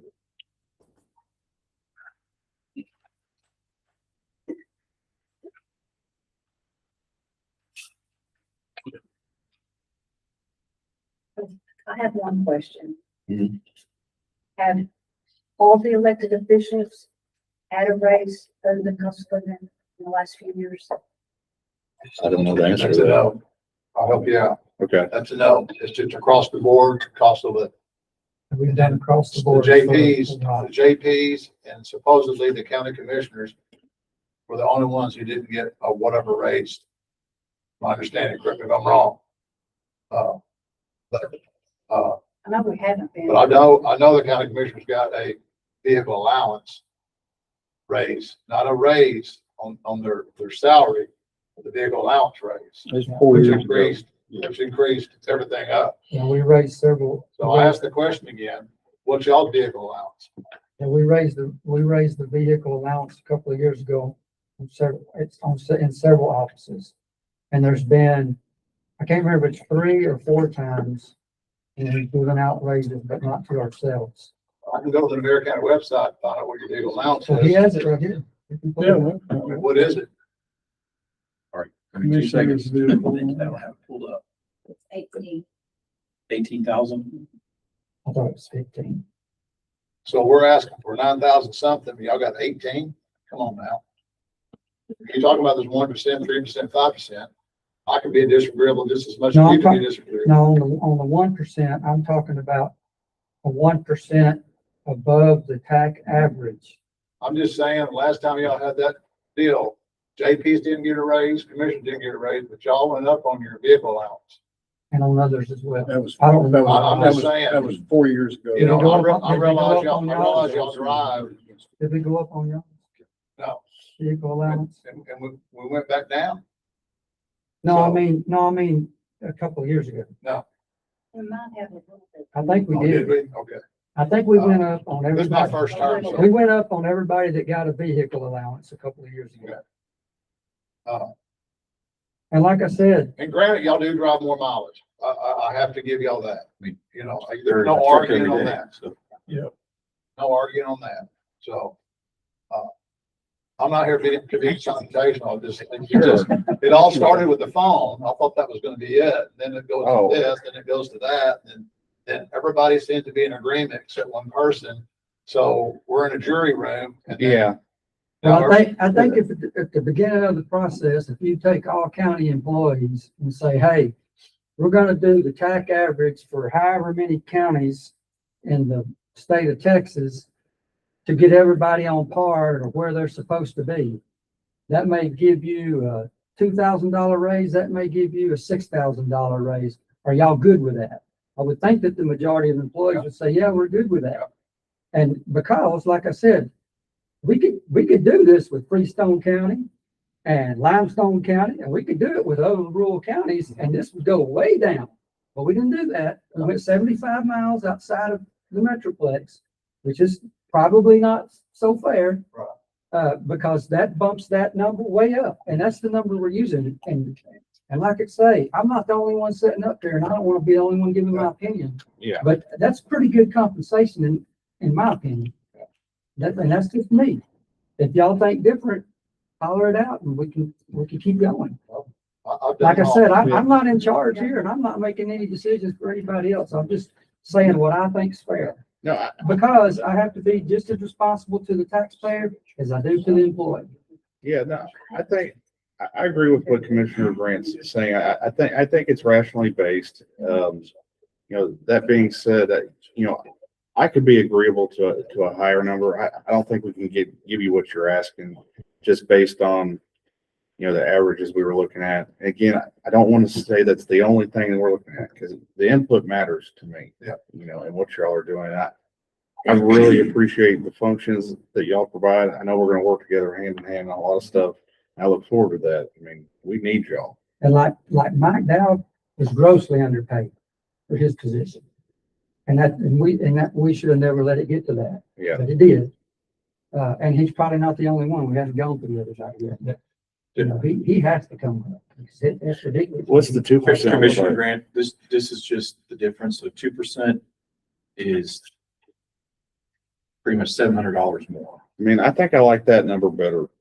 So it's almost 81,000, 80,961. That puts them 2% above the mean average. That'll help with the travel, with the gas. Yeah. So that's a 6% raise on the base and 5.5% raise overall. The travel and the So Do you cell phones have- stay the same, and then it's 2% over what? 2% is over the mean for the tax. So that's giving your cell phone money ask back if we go. Do you have, where y'all pay, American Forensic? I'm familiar. I'm sorry, sir, I don't know. American American Forensic. Yeah, they do the autopsies. Autopsies. Okay, we can get the number. I don't have it offhand. I just didn't know if y'all had that, just kind of curious, always been curious of the. Sounds like we need to go open an autopsy business. Yeah. Yeah, it's huge. I couldn't stand this man.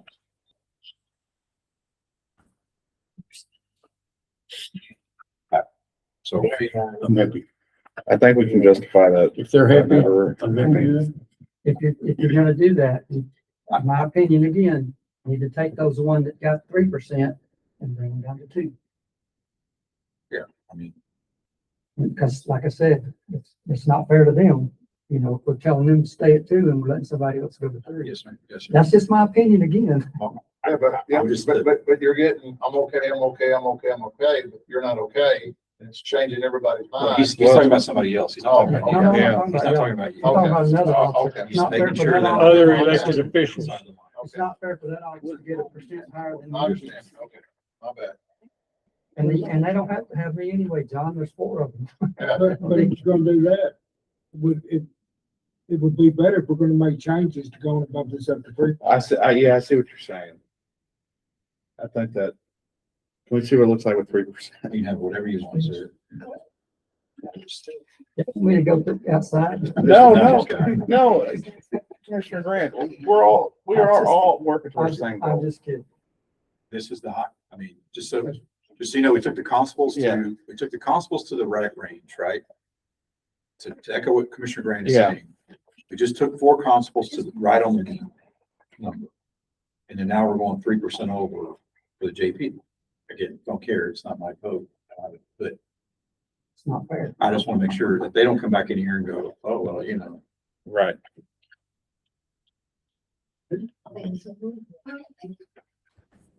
right here, man. Come on, man, you got. Say that again, Charlie. Do we not go plus 3% on constables? We went to the we went right on the number. I wrote it down. I see. What, hey, did he write something down about me? I see what you're How saying. about him? I just want y'all to remember that teamwork makes the dream work. So There you go. Thank you. You're so cute. this is 3% above the, I'm not, again, we can set a bandwidth, we can say this, I don't, I mean. That is y'all's message.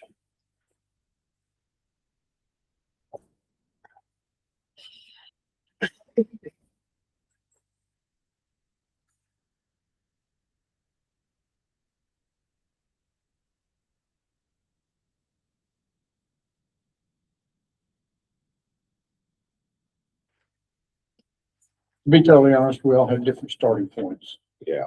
Yeah. Okay. And so to say, well, he's 3% and this 2%. Well, all the elected officials started from a different place. So it's going to be. Yes, sir. Yeah, that's One thing I my learned thing. down at the shop, you give them too much this year, what are you going to give them next year? Right. And I don't mean, this is where we see it. Mike, you know what I'm talking about? You try to take care of your people, but my goodness. But where our starting place is that the average is the same for everyone. That's our starting place. And if we go for one, 3% above the average, and we keep another elected official right at the average, have we done an equitable thing? I'm kind The of, average, that's the best of the worst, worst of the best, cream of the crap. That's what average is. I don't mean that badly. I'm just saying, this is just a fictitious number that we're aiming for. And you get as close as you can to it without somebody hollering, but it's, I'm sorry. That's my take on it. And we're doing the best we can with what we got to work with, because we still don't know how much money we're gonna have left over by the time we finish the salaries to operate the county with. All right, guys, just give us the lowdown. What are you gonna give us? We'll go with it. What we say, Give us the best of the best and worst of the best.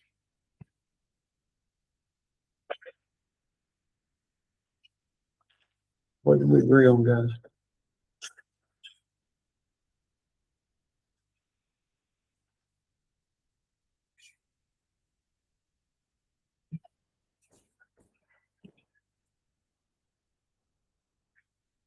Is it 81.7, 5.5. 55? That blew my eyes. That's 3% over.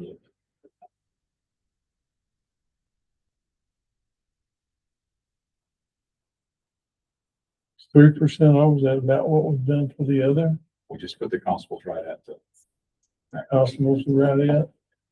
Now, remember, constables have an average of some of those constables in that precinct were, well, not law enforcement. No enforcement. Yeah. So They're close to 90,000. again, It's not as accurate of that a pulled it up a little bit, Yeah. right? So they're not true apples to apples of the person that pulls it up.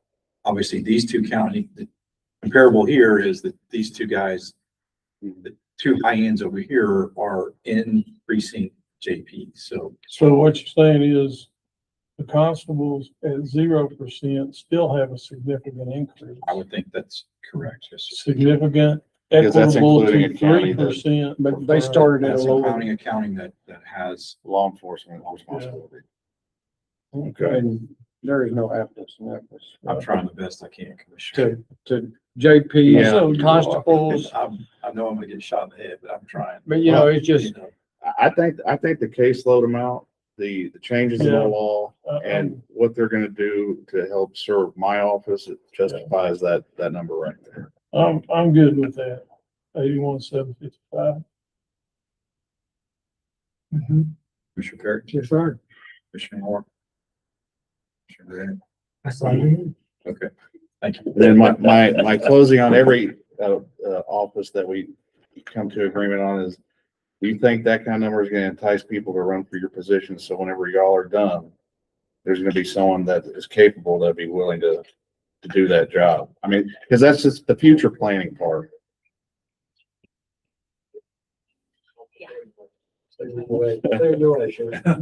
We appreciate I said, if I didn't like JJ, I'd be running today. Because I think that's the other county interest is just as we grow, making sure that we have a salary available to encourage good people to run like y'all, so that we don't have drop in replacement. You make it really, really, really good, you'll spend that extra money on signs next. And it adds accountability. So, Hey, and if you think we haven't done anything for the constables, when I got here, they were making 16 grand. Yeah. And now they're making 7 They wasn't showing up for in work 12 either. years' time. Yeah. Remember? It was Good. only. All right. Talking about constables? Yeah. They got trouble coming. They just don't know. are we gonna recess or are we Uh-huh. gonna keep going? We can do Your, your. your numbers are gonna go down. Be careful what you wish Yeah, 'cause for, I gotta because be you just somewhere. might get. Okay. All right, can I have a motion to recess, please? Make a motion to recess till 10 o'clock in the morning. Second. Motion for Commissioner Brewer, second by Commissioner Moore. All in favor, please say aye. Aye. Any opposed? We are in recess. See ya. Recess.